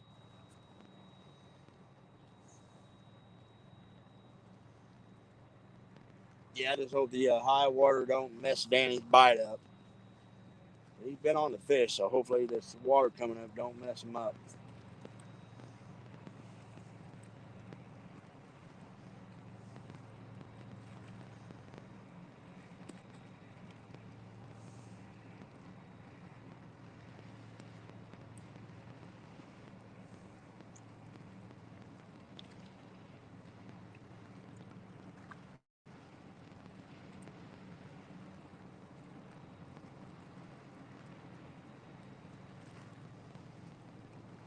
Yeah, a lot of these barges are loaded with rock. The Corps engineers that are putting in a series of dikes down the river, so they've been hauling rock constantly.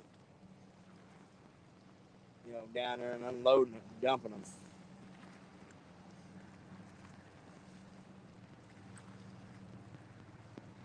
Hopefully they can get them dikes, and hopefully it's an accessible place where I can get out there and fish them. Fish Hunt Trap Repeat, how we doing? Thanks for coming in. It's been a slow night, man. With the high water condition, the fight has been really slow. Yeah, I'm gonna give it. Like I said, I'm gonna give it just another. Let's see, 3:39. Give it another 15, 20 minutes, and I'm gonna shut her down for the night. Might try to do another live here in a few days. Might try to switch gears and maybe go after some channel cat, or maybe try to get back on one of these feeder creeks so I can get service and try to try getting on some fish that way.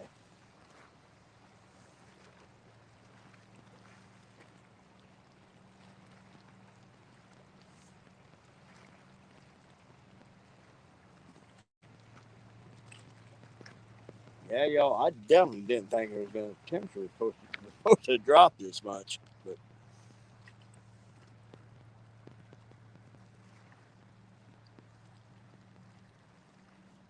But definitely can't complain. A lot of folks' sectors still got their rivers and lakes are still breaking up the ice.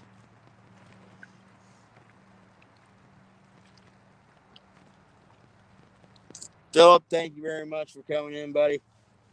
Yeah, like I said, I'm not going to give it too much longer, and I'm going to reel everything in, and I'm going to call it a night myself.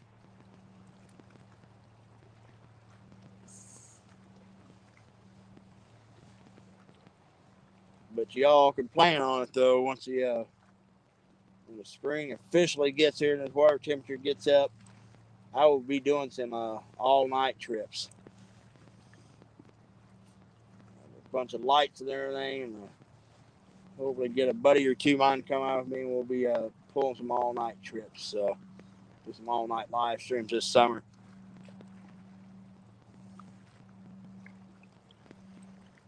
And hopefully land some giants for you guys.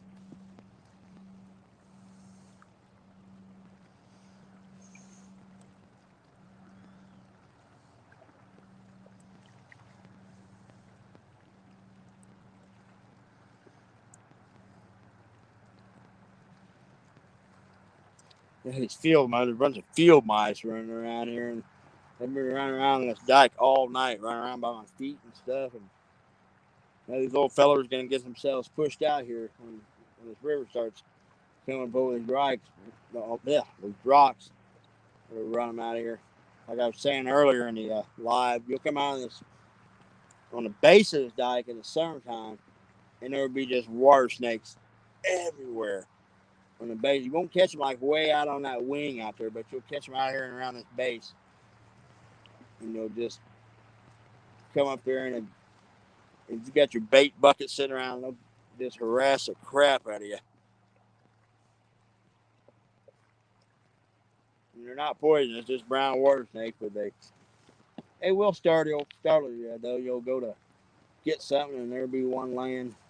Especially when it gets, like, if you do use a propane lantern, everything will come up right with them lights and coil up. The nights start getting a little chilly.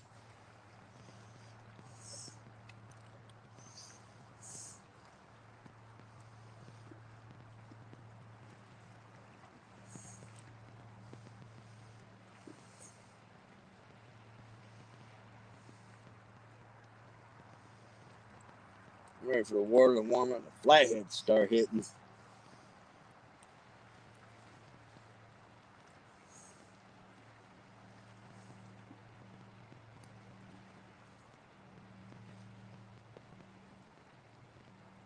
Hey, y'all have to check out my Mark from Catfish and Crappie tomorrow. He's got his final four on his 1-versus-1. It'll be Creole Catfishing against Danny Stone, and you will have Brian B against Freddie. So it ought to be a good day of fishing. Hopefully, there was a bunch of fish caught last weekend.